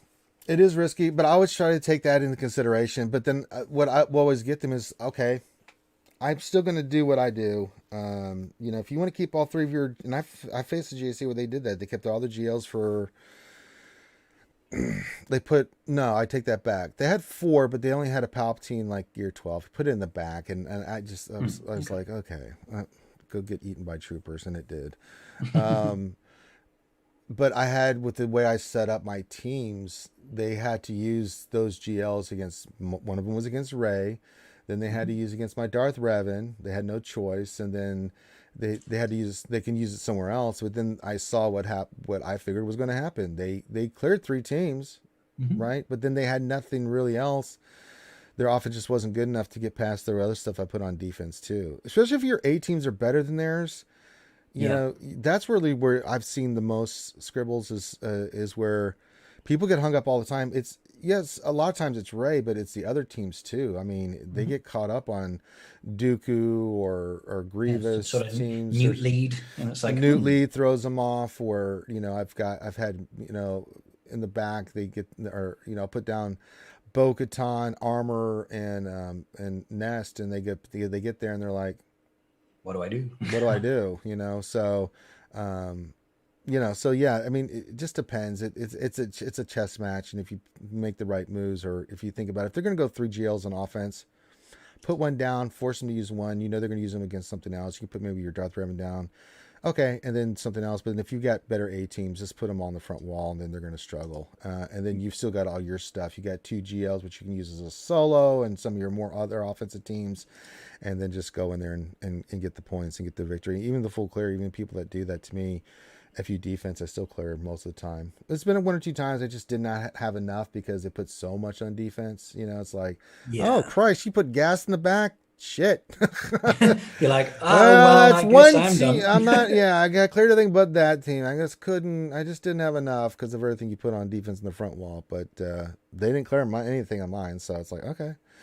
Some people just want to watch the world burn, Scribbles. I don't know what to tell you. Some people just don't want you to full clear. They just even if they've got no intention of winning. They're like, You don't get your banners. You get nothing, sir. Good day.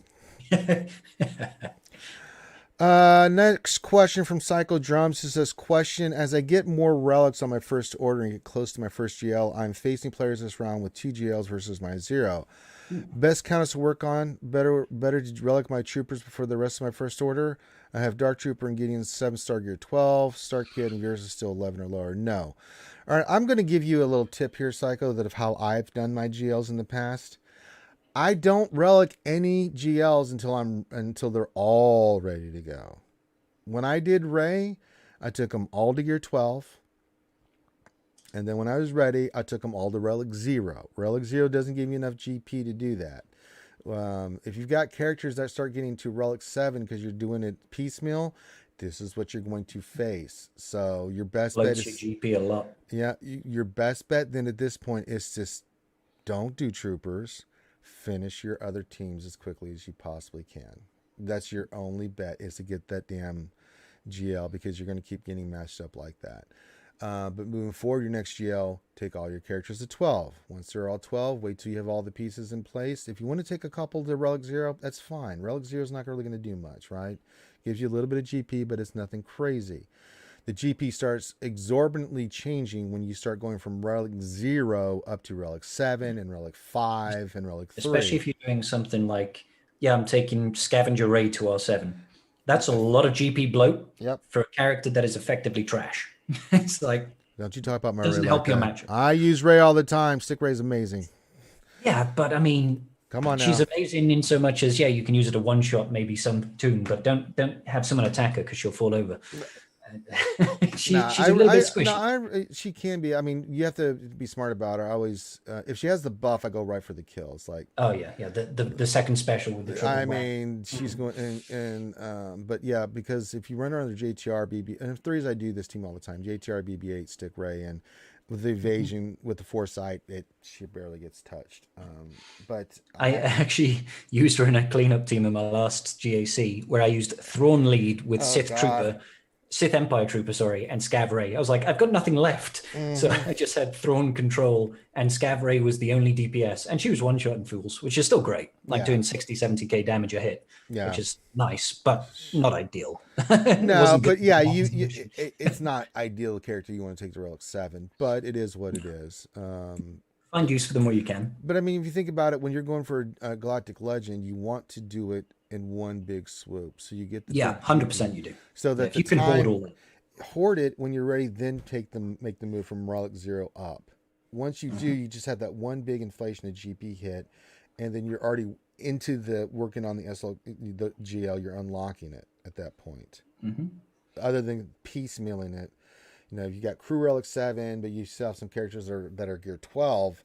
You know, it's just a good lesson for anybody out there.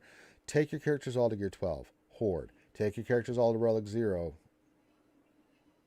And then when you're ready, get all the pieces. You're going to need a lot of salvage and stuff.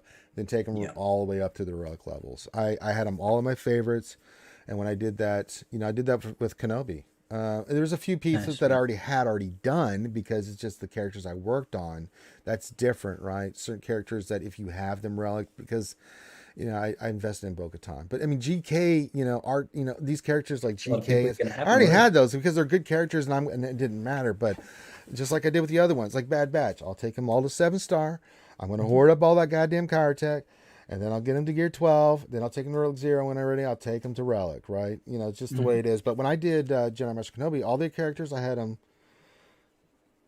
I got them to gear 12. Then I took them to Relic 0, and then I did all the relics that I had not done previously. So, Psycho says, I don't play Galaxy of Hoarding. Well, you need to learn how to, because if you don't, you're going to end up with you having 0 GLs and facing 2 because you have a ton of Relic 7s and stuff in there. Now, if you don't mind that, then cool. I mean, just understand that that's going to be some scenarios you're going to get. Maybe not all the time, but you know, the algorithm. I don't know how it doesn't. I don't know. It just. I don't think it just looks at relic. It just looks at relic 8s and 7s, and it doesn't really look at do you have GLs and do they not have GLs. Yeah, it doesn't care which of those characters you have. Yeah. So if you've got a lot more bloat than who you're facing, then they're likely to have more meta teams. I mean, I faced somebody that when.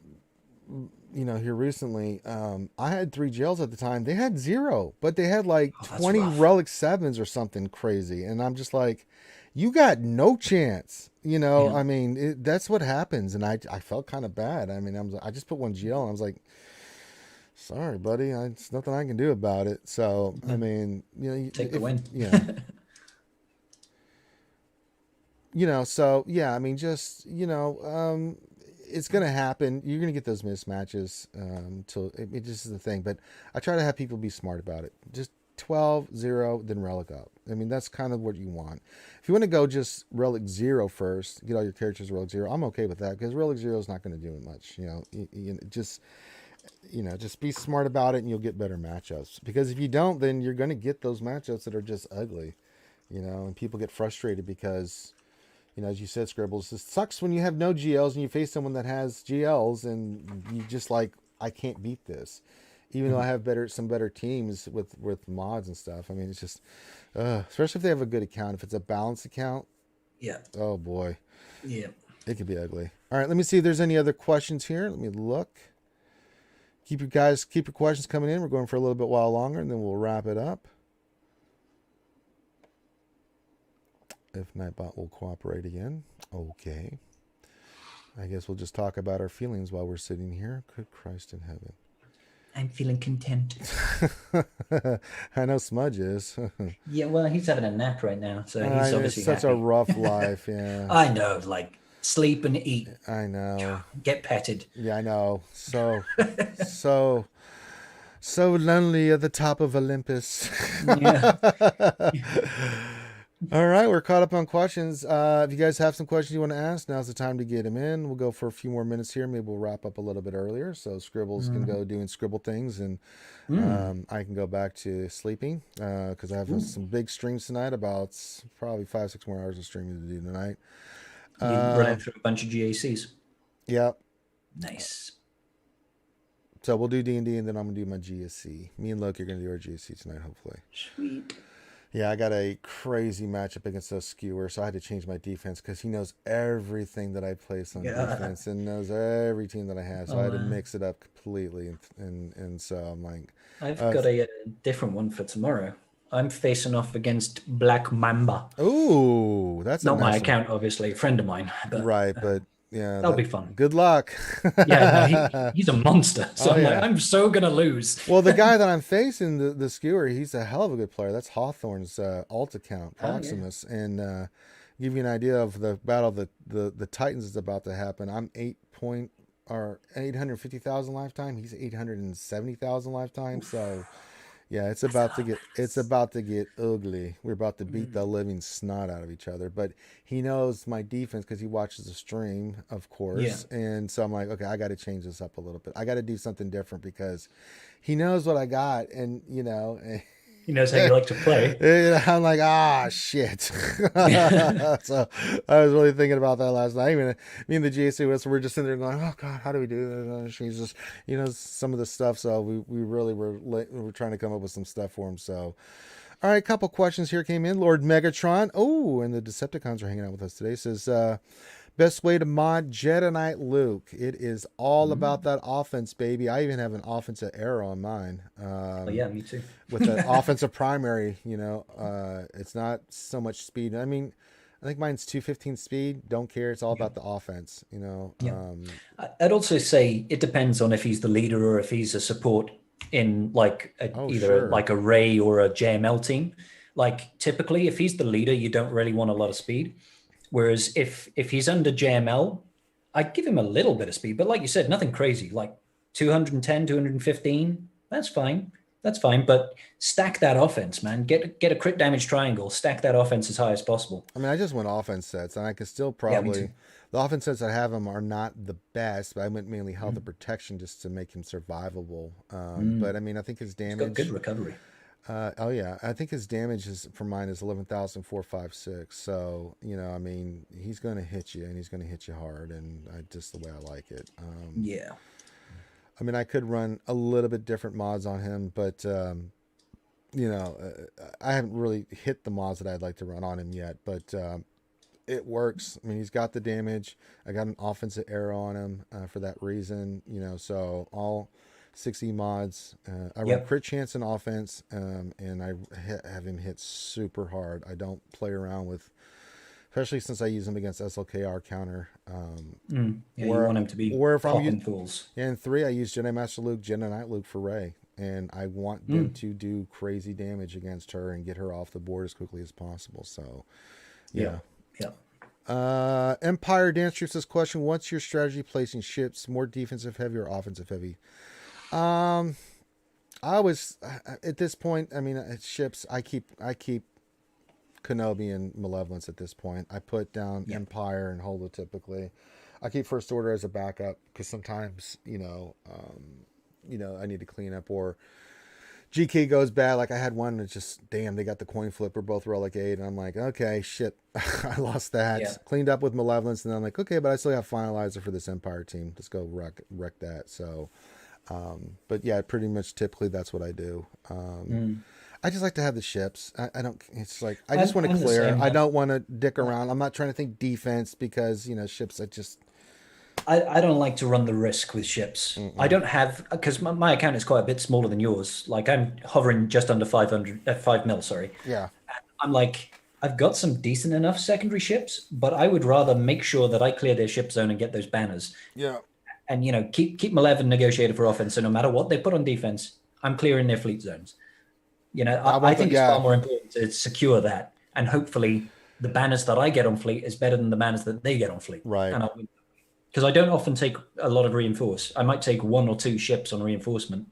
And depend on it depends. Sometimes I'll go with usually it's one, like from Malevolence, usually I'll go with 1 reinforcement. But if I'm facing GK, I'm going in maybe 2, sometimes 3, just because it can get wonky. Yeah, especially if it's like an R8 Kenobi with a good anti-Malev lineup. I'm like, I don't risk that at all. Yeah, but if I'm GK on defense, if I'm going like Malevolence, I'll put 1 or 2. I'll usually go 2. I'll go Snips and Plo. If I'm using the First Order, it's still only 2 ships. It's like a tank and like Ebon Hawk for, that Dispel. The Dispel, and so that's what I typically run, and it usually works out pretty well. So, Zachary Parley. Question: do you think the next Conquest character reward after Cat will be available for Conquest after this next one, or will it only be Cat for a while? No, they said that after these it's the 3 months or the 3 consecutive ones, it's going to be something new. Right, and it's going to start rotating. So the way that it was worded is, right now for instance, Cat is the primary reward. The secondary reward is the Razor Crest. Now that's going to change when the next either ship or character comes. That'll be the new shiny that you're going for in Conquest. Cat, you'll still get rewards, but it'll be less. It'll be like Razor Crest. You're getting less than you did previously, and then I think Razor Crest goes to where you can get it in different places, right? There'll be a rotation of that every 3. They said so. Every 3 conquests, we'll be working toward a new shiny, and then the previous shiny will go down. So you're still getting some of those rewards for that. Like, my Razor Crest is 6 stars. I'll be close to 7 stars after this next conquest. So I'll have to use some conquest rewards or something to finish the 7 stars. But yeah, that's kind of how it works, is that every 3 months, unless they come out and say something different, that's how I understand it to work. Am I wrong on that, Scribbles? That's what I remember reading. So no, that's what I remember. They said that they're slowly going to phase out characters, but it's going to be like 3, and then they'll drop it down like lower rewards, but they'll also cheapen the cost, won't they, of using the conquest currency. I still think that you should always save that conquest currency for the latest shiny, rather than, I don't. Whether that means we're actually going to get a new character every 3-1, I don't know. Yeah, that's what they said initially. So after this after this next round in July, and we'll get Cat, then there'll be an announcement in that 2-week period before August, a new character or ship that they're going to put in. I thought it was going to be Maul, but it could be a ship. They could go ship character. That was something Loki brought up. We could get the Bad Batch ship. We could. I don't know. It could be whatever they want to do. If it was the Bad Batch ship, that would probably be another scoundrel ship. So it would probably have more synergy with like Houndstooth and Razor Crest, and that could be pretty cool. Well, could be. I don't know. What they're going to do. We'll wait. We're just speculating. Yeah, it's totally speculation. We don't know. There could be another character, and then another character, then a ship. I don't know. But that we do know regardless after this next round of Conquest. And I hope everyone is doing very well and doing well in Conquest. And then, you get your Cat, and then you can work on the next tune. Oh, for God's sakes, look who it is. Well. Well, look what the Cat dragged in from his drunken stupor. It's the Heinzie. How do you know I was drunk? Your name's Heinzie, right? Yeah. I am. No, I'm not. What's going on? I'm kidding. Good morning, guys. Well, how can I be drunk when there's no GAC on last night? So, That's right. You'll do that tonight. Yeah. Yeah. I'll be doing Yeah. mine at the same time you will be. So I mean, it'll be double drunk fest because I plan on drinking bourbon tonight, man. It's Saturday Yeah. night, and I've had a long wait. Yeah, it's going to be on like Donkey Kong. It's pretty crazy. Hello, everyone. Sorry, didn't mean to be rude. Hello, Hope Heinze. you're all well, guys. Thank you so much. I'm sorry I was a bit late, but Are you? Yeah, Are you pretty. sorry, Heinze, that it's we're almost at the end of the stream and then you just No, pop I'm in? not. I was trying to be nice. Maybe I Yeah. should stop doing that. Maybe I'll start doing that to your streams. Like, can you come on, Ranger? Yeah. An hour later. Yeah. Got the time zones mixed up. What can I say? Yeah. No. I mean, look. I mean, No, I won't lie about it. I'll be like, nah, I just didn't give a shit. Yeah, here's an idea. Don't like you. I'll turn up when I feel like it. I It's do what I stuff. want. That's pretty well how the conversation's going to go. What's new with you, buddy?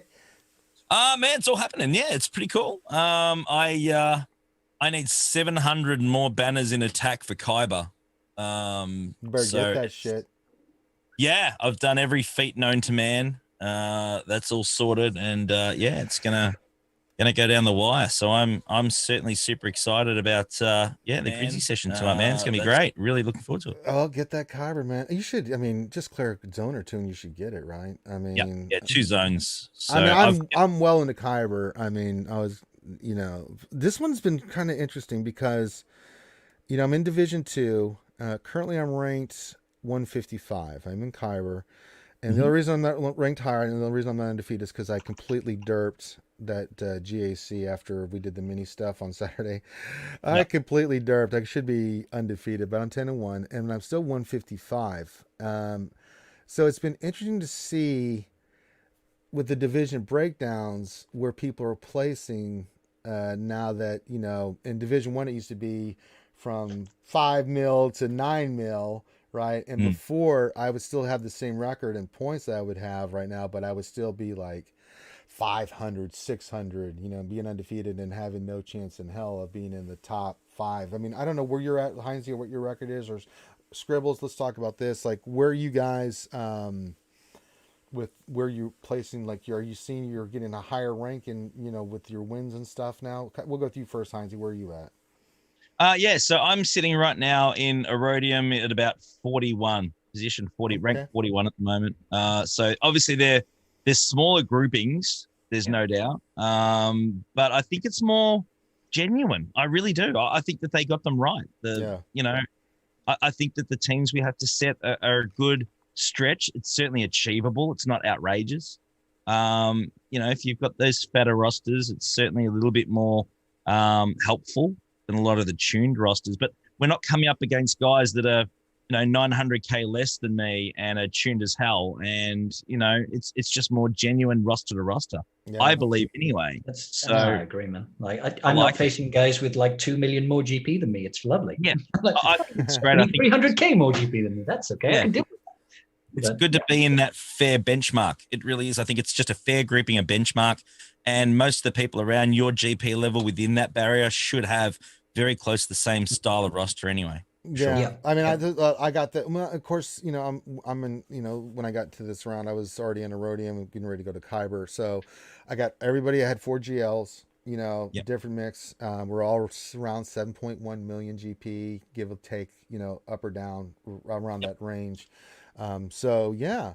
Now the thing that Loki brought up that he would like to see though is that, that's fine in the early part, but after that, if you're winning, you should be facing tougher opponents. Because what's happening with Loki is that he is still facing all the 9.8, 9.6 million GPs. He's only 8.8 because he wins, but he's getting all the upper echelon. And then the people that are like just into Division 1, 7.8 to 8 are staying around that mark and just facing people at that mark, even though they're winning, right? They just, so he would like to see a little bit of a tweak on that. If you win, good, but it gets tougher. It should be tougher as you, just like a bracket. You win, you face tougher opponents as you go up. It shouldn't be like, well, the next round you get someone that doesn't really care about GAC, but you're around the same. They have the same kind of characters, but their mods suck, and you're both at 8 million. I mean, that's his argument. I don't know how you guys feel about it, but it's going to be hard to find an exact balance. I mean, let's be honest. I mean, it's really tricky to find that sweet spot I think they're a lot better than it was. Oh yeah, Absolute no doubt. It was just ridiculous before. This is, to have Division 1 where you had 4.5 to 9 million, GP accounts all in one division, that was just stupid. So I think that it's definitely more structured. I think it's more consistent. But the thing is, with guys like Loki with those fat accounts and those high GP rosters, there's only so many people you can match up to. I mean, that's to be honest. I think, when you're hitting the top 80 GP thresholds that these guys are hitting, there's a small percentage that are even around that same mark. So you're definitely going to come up against the same people, time and time again. And even the last lot of 5v5 we had, I came up against the same guy in 3 groupings, consistently. So you're going to get that. But just because probably you don't have those same rosters and those same GP matchups. Yeah, and people will get into that division. Yeah, as you said, there's like we talk about in GA Center, there's like 23 people in Division 2 right now. But eventually they're all going to go to Division 1, and then Division 1 will be the higher GP division, and we'll see that in 3, 4, 6 months time, where everybody that's like around 7 million or who's like 7.6 are going to start flying into, especially getting Bad Batch and CAD and new characters. Eventually they're going to climb into the Division 1, and Division 1's going to get bigger. But then you have all those people in Division 3 that are becoming Division 2. I think Division 2 is going to be the busiest division consistently, because you will lose all these people that are like where I'm at right now eventually to Division 1, but then you got all those people that are just below the threshold or close in Division 3 that are be popping into Division 2. So the people that we lose, I think Division 2 is going to be where you're going to have the most GAC reporting. There's the most action. Yeah, there's definitely the most action there, no doubt. But I think that was the same before though. Like, Division 2 and Division 3 were always where a lot of the action happened, because a lot of them are dancing around the thresholds there. They really were. So I don't think it's any different. I really don't. But definitely Division 2, the jump to Division 1, you want to try and avoid that like the plague if you can. There's no doubt. It's pretty nasty at that type of level. But hey, if you've got it, you look, to be the best, you got to beat the best, right? You can only game it as much as possible with your roster. At some point, you're going to run over that line. But a lot of people are preparing for that by having a lot of stuff saved in the tank, so that when they do drop over into Division 1, they might have a heap of gear stash to pump into characters, or, all sorts of bits and pieces and relic materials and all that sort of thing. So that when they get over there, they just go bang, bang, bang, bang, bang, and just give themselves that little bit of extra fluff. Yeah. Yeah. Because I mean, General Master Kenobi did not really inflate my GP that much, because I had a lot of the characters already done for that account. So, I mean, a lot of them were relicked. So I didn't see, like, when I did Rey or Kylo or Luke, the influx. I didn't see it so much because that's like Luke, it's like 250k GP, isn't it? Easily, if you go from the start, like 250k plus. Easily, probably like more. It's probably 300,000-400,000 GP easily for one of those, right? If you're starting from scratch. I didn't see as much as Jedi Master Luke, because again, a lot of the characters were relicked already. I'd done some of those characters in teams, so I didn't see as much there. But I remember the big jump from when I did Rey and Kylo. Boy, that shit jumped up quick, man. But yeah, I think you work on certain teams and stuff. If you're a veteran player, you kind of notice it's not that much of a GP hit, but then there's always, I always say, good GP and bad GP, right? If you're working on a team that's really good and you get a GP bump, that's good, because you've worked on a really good team with good mods that, you shouldn't be afraid of that. But if you work on just poo-poo, just do everything, then you're going to see GP, but you're not going to like it. So, okay. Any other questions? Okay, one more here from What Else 3 says, question: after all this time of building characters to Relic, what would you say are the chances you are most surprised by that sucked a gear 12 or less and shine at Relic? Oh, Grievous. Yeah, Grievous. Grievous is terrible before Relics. He's just he's just horrible. Grievous is definitely one that is fantastic. Let me think. Oh, Dark Trooper. Oh so God, I love Dark Trooper. Oh, so good. Yeah, Gas as well. He's just incredible. Gas. Sorry, Nest, was it? Did you say? Gas. Gas. Oh, Gas. Oh, yeah. Oh, Gas's output is just mental. That's really, really great. Who else am I loving? Fives is his survivability is fantastic. They're just a couple off the top of my head that I can think of that just shine when they hit the relics. Yeah, Again, Cam, Cam's same. ridiculous. We just talked about this before you came on, Heinzie. Grandmaster Yoda at Relic 8, that little bastard. Man. Oh my god. He claps. He just one-shots things. Because he's got so much damage, it's ridiculous. Oh my god, the stats go through especially the when roof. you take him in Conquest with that. Oh my god, that supports data disk that adds it to offense. He just becomes a monster. Like even if it's AOE, it's like AOE doing hundreds of thousands of damage. You're like, what? One that I've just done to Relic 8 actually is the Red Trooper. Absolutely. His AOE at Relic 8 can be pretty disgusting. We know what he can do. I've been up against a few in GAC and they just AOE and just rip you a new one. So that's certainly one that I've just done actually at the moment, and I'm looking forward to really having some fun with that. Django Trouble on Demand says in chat, him Relic 7. Oh my sweet Jesus, he one-shots things with that rocket. Oh god, it's stupid. Oh, so good. Another one is Bosk. He gets just beefier. Yeah, but that's nice. I mean, it's great. He's so one. Who are some of the ones that we've relicked? Yeah, I mean, who are some of the ones that the relic that you thought were going to be good but didn't turn out to be as good? Cup. Get out of here. You never thought Cup was going to be good, Heinzie. Come on, get out of here. It's disappointing when some of the older characters like Princess Leia doesn't. It's like, come on. Mace. Good old Mace. I'm just sorry, Ram Bam. I'm just thinking my roster. Sorry, he sucks. He sucks. I'm just trying to think. Who else? Magna Guard. Oh no, Magna's pretty solid. B2's been a bit mad. He doesn't really. Yeah, I mean, the B2 gets a little bit better because he just the more offense and stuff. He just hits harder. But Magna Guard is still going to be Magna Guard. He doesn't really gain. I mean, just more health protection stats and stuff makes him a little bit. It helps for the assault battle, I guess. Let me see. Characters that I relic that I'm just like, ugh. We mentioned JTR. She's really good, but it's not a Relic 7 that I'm sorry, not JTR. Stick Ray. Yeah. Would have been. I was going to say JTR. I didn't actually mind. I get a lot of use out of JTR. I'm going through each of the characters that we were forced to relic. Well, we know Krennic sucks balls. Poor Krennic. Hey, don't pick on my boy Ben Mendelsohn. All right, it's not his fault. I love Ben Mendelsohn as an actor. He's great. I love his character. His character in game is. He is the game. Awful. No. His character is close in game. There's no doubt. But Mendo, don't pick on my boy Mendo. Don't pick on my boy Mendo. Who else? I still think City's Relic 7 is a waste.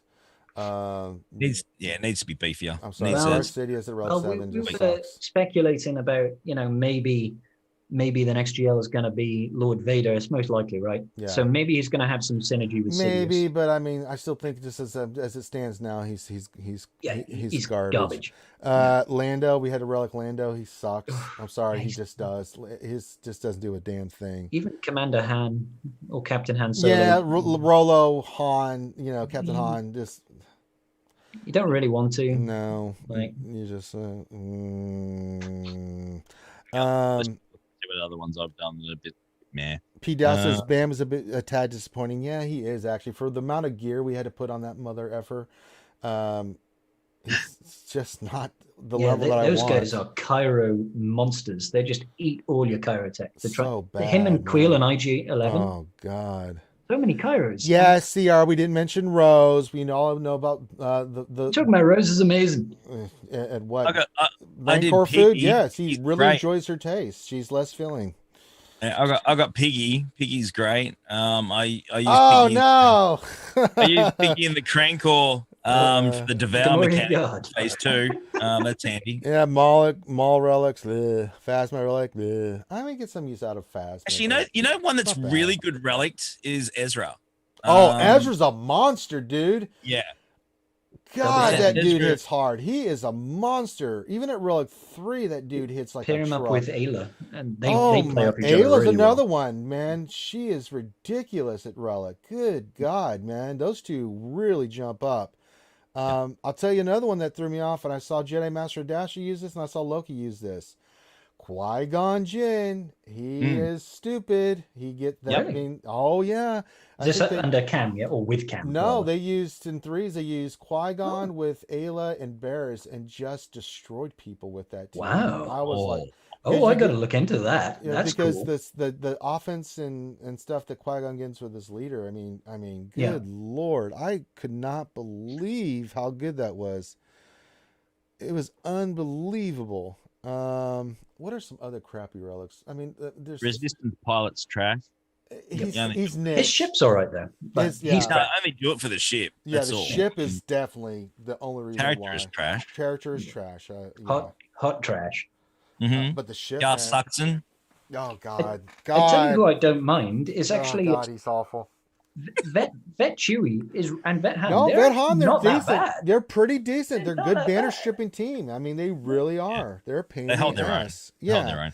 I mean, IPD needs an adjustment. oh God, IPD needs a massive. Yeah, he's one I want to farm to relics, but we know that's just not worth it. Like Yeah.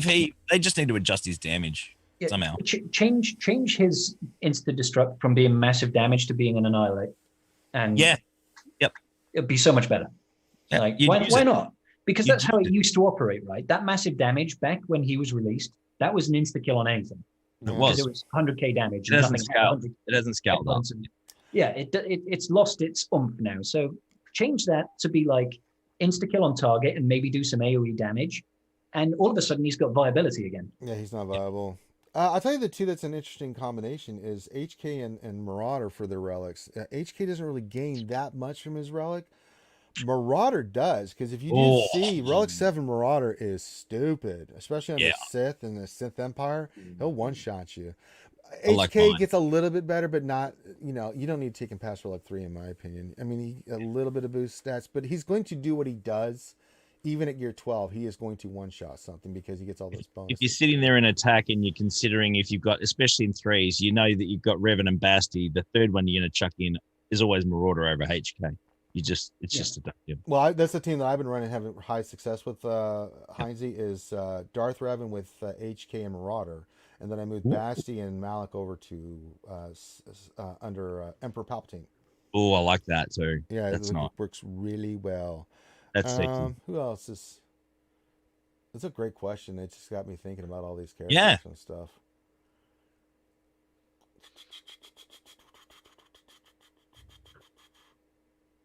Nothing else is coming to mind. I'm sure the chat will give us some more. What about the first order pilots? Special force. I mean, special forces definitely. His relic is good. Yep. The other one. What about soldier? Clone sergeant. He's a decent character. His ship gets somewhat better, but no. I'm not a fan personally. Cody. Kara's better at relic. She is more survivability, but she's just different for leadership. Pretty well. Well, obviously Ness at relic is stupid. Yeah. IG-11's good at relic. Oh, IG-11 Quill both are fantastic relics. Yeah, they are chunky monkeys together. They are chunky. Yeah. Even Grief is good at relic. Just for survivability speed that you get from the Relic 0. I mean, after that, you only need him Relic 3 at most. He does what he does there. Mando, too, doesn't need to be high Relic. I mean, he gets better. You can. That's about it, right? Yeah, Mando at Relic 7 can do some crazy damage, but yeah, at Relic 3, I still keep mine at Relic 3, and he's fine. Same with Boss. I think mine's at Relic 5. Dooku's a good one. He's better at relic. Much better at relic. Yeah, even at 12, he still does what he does. I'm still running a gear 12 Dooku, but yeah, relic Dooku, he's nice. Yep. Extra speed, extra potency, the damage, the survivability, man. Survivability. That's a good one. Prop recovery, health recovery, stuns on a basic. It's just like he's so frustrating. DACA. My cult favorite relic increase that works much better than not is Embo. When he throws that hat, Yeah, when he's ripped. it's nice. That's some nasty. It really is. Yeah. Really like that one. It's a good one. Yeah, Doc, I forgot. She is super badass at Relic, and you want to get her higher because the more health she's stacking, the more of a pain. Relic 5 Doc, man, I'm telling you, she is gross. I mean, she is so good. Take her to Relic 5. You will, even at Relic 3, you start seeing the results a little bit. But if you're going to use her in, with your Kylo, get her to Relic 5. I mean, she's so good, man. She can just take those. 100%. Oh, so good. Yeah, Darth Vader. Doc is a thick biatch at Relic 5. All right, we'll do one more question here, and then we will go on and get out of here. Let everybody pimp their stuff, and then, let's see here. The Drummer Freak, glad to have you here. Says, question I've got, says, I've got a while before I can get Jedi Master Kenobi, but I got GK to Relic 8. Well done. Currently using him on my Padme. Should I keep him modded for HP, or is it different with Relic 8? Thanks, y'all. No, I still use HP on him. You want HP because of the way the Padme thing works. Even under Kenobi, I still make him beefy as shit, right? Absolutely. There's still a lot of recovery on that team. Yeah. You want protection. That. Yeah. Health and protection. You need GK to be a brick wall. Yeah. You need him to be a brick wall. Yeah, don't worry about his speed. Just worry about those stats. There's many good stats, and if you can get tenacity or defense on the secondaries, it's good. I think I run him the full health set on him. Let me go look. Sorry, it's been a while. And thought about it, and full health sets.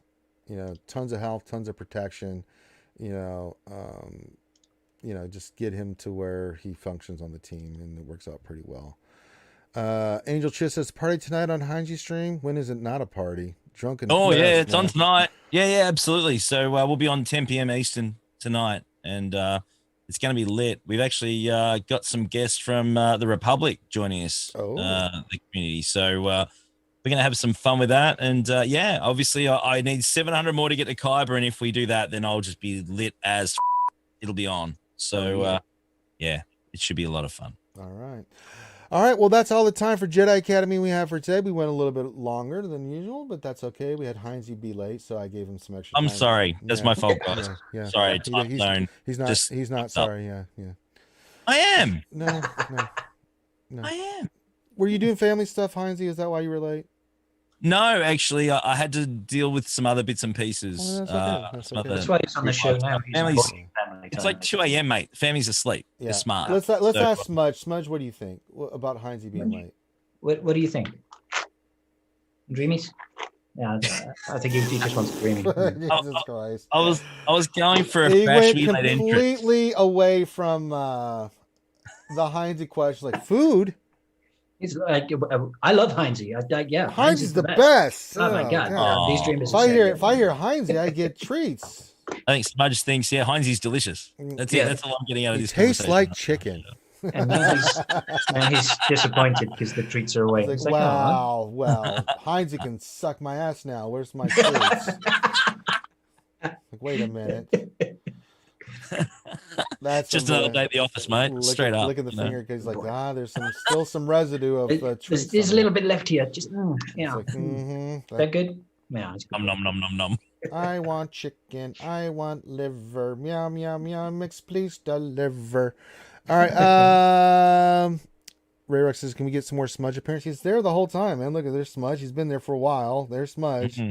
Yeah, lick yourself, Smudge. Smudge. Oh, he's a good boy. What do you think about General Master Kenobi? Okay. Is that what you think? Is he good? Is he good? Yes. Yes. Come on, start nodding. Yeah. Close? No. Okay, fine. Okay. All right. I think Smudge brings more knowledge to the game than Scribe does. Just saying. He really does. Like, he tells me everything I know. I know. I'm such a dick, aren't I? Sorry. That was just nasty. No, it's absolutely true, man. People tell me quite openly they come to my streams for the cat, not for me. I've just accepted it. I've just accepted it. I know. Embrace it, isn't it? That's when I got Buddy jumps in my lap here once in a blue moon. People go crazy. It's like, the White Wookiee. I'm like, yeah, there he is. And he'll just sit there until he gets bored and then he takes off. But I found a new way. I'm going to get some of his treats and leave them on the desk here so that when he comes in here, I'm like, oh, you think you're gonna leave? Look what I got. He'll be like Smudge. Treats. He'll just sit there, just dilated eyes. Just quiet. He'll just let them pet there, and he'll just sit there for an hour and just look at those treats. You won't look at anything else. Just You're look gonna at feed those me now, tweets, right? You know, yeah. Oh, yeah. All right. Scribbles, where can folks check you out at? People can find me on both Twitch and on the YouTubes. Just search for Scribe Gaming, and we'll all have a good time, I think. You also on Twitch, right? Yeah, buddy. Follow Scribbles. That's also Scribe Gaming. So There you it's go. easy. I made it easy for you guys. Yeah, it's hard, not hard. That's what she said. No, oh. Wait, what? What? Okay. Heinz's mom, what? Something I want. Oh, God. All right. Heinzie, you're running the classic Gridsy Heinzie session. yeah, Grizzly session tonight. So on Twitch. We changed the name of the channel, Galactic Legend Heinzie now. I know, it's so stupid, man. Why would you do that, man? Well, yeah, no, it was just just want to update it a bit, man. So we changed it up a little bit, so it's easy to find. So we've done It's that. not now. easy to find. It's harder to find, man, because it's like I type in Heinzie, nothing comes up, and I'm like, oh Christ. Most smart people can find it, mate. Seriously, You gotta it's type in not Galactic hard. Legend Heinzie, then it pops up. It's like Jesus Christ. It's Galactic I was Legend. actually 'cause I'm a surprised. I was legend. like, how many Heinzes are on Twitch? Christ's sakes, what is this Type shit? in legend and you'll find me. No, It's it not didn't. rocket It does science, not. man. Yeah, it says not Heinzie when I look for that. So I'm sorry for being late, guys. he's Late, like, but, I'm sorry, Ranger. I can't allow you to look for that. Like, I shut wasn't up. apologizing Shut to up, you. I was Dave. apologizing to everyone else. Oh, so. I don't care. Yeah. Doesn't bother me. All right, and then for us, we got a lot more streams coming at you. Of course, you're watching this on our stream. Make sure you hit that thumbs up before you get on out of here. Thanks for joining us in Jedi Academy. We do this every Saturday from 10 to 12 U.S. Eastern. We'll be back tonight for a couple streams. We got the Dungeons and Dragons stream. We'll do that 5th edition Wild Mount campaign. I am your dungeon master and host, along with the crew of characters. It's a lot of fun. If you haven't checked it out, it's a blast. And then afterwards, we're going to do my GAC. That'll be, I want to say 10:30 Eastern, maybe a little bit later after that, 10:30, between 10:30 and 11 Eastern. Once I wrap up D&D, we'll get into GAC, and it should be me, me, Loki, the GAC Whisper. Hell, maybe Heinz will pop up. No, he won't, because he's gonna be doing his GAC. Sorry, folks, I can't get Heinz in there. Yeah. Anything else? No, just that from 2 weeks time, just mark it on your calendars. Not the next weekend, but the weekend after. Big celebration for RSG. 5-year celebration of streaming. We're going to be having a 24-hour stream, playing lots of games, just hanging out for 24 hours straight with you guys.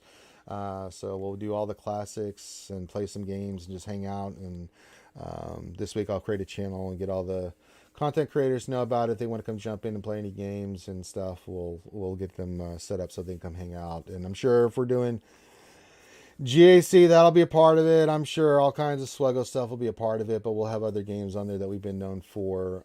We'll do some Phasmophobia. We're going to do some Dungeons and Dragons. I've been playing some Blood Bowl lately, so that might be a part of it. So we'll have all those games on and have people on and just celebrate 5 years of streaming RSG. Can you believe it? 5 years. It's a long time. I know, right? I mean, I was looking. That's 5 years. Goddamn.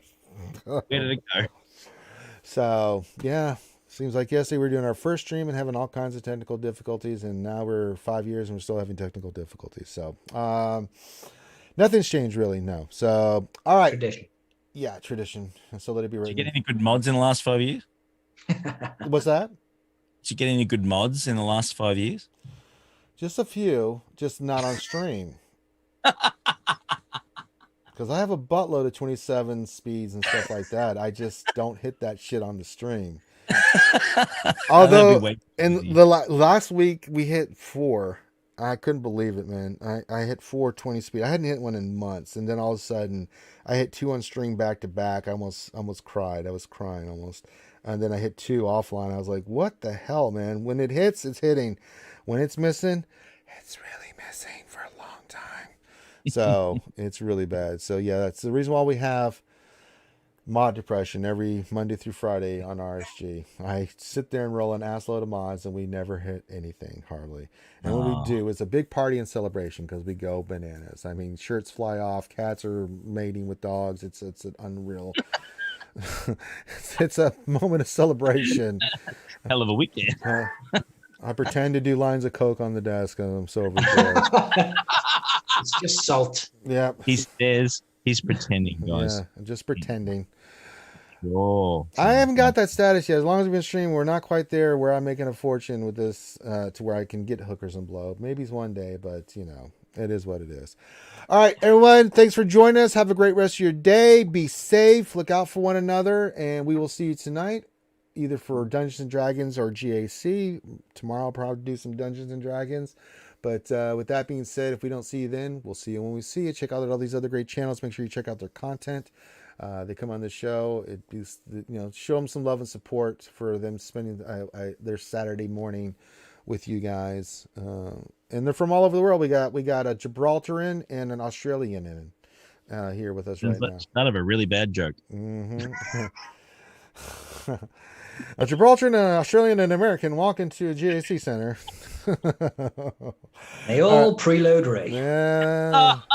Come on. Good stuff. Yeah, it's not wrong. All right, everyone, be safe. Love you guys, and we'll see you soon. Peace out.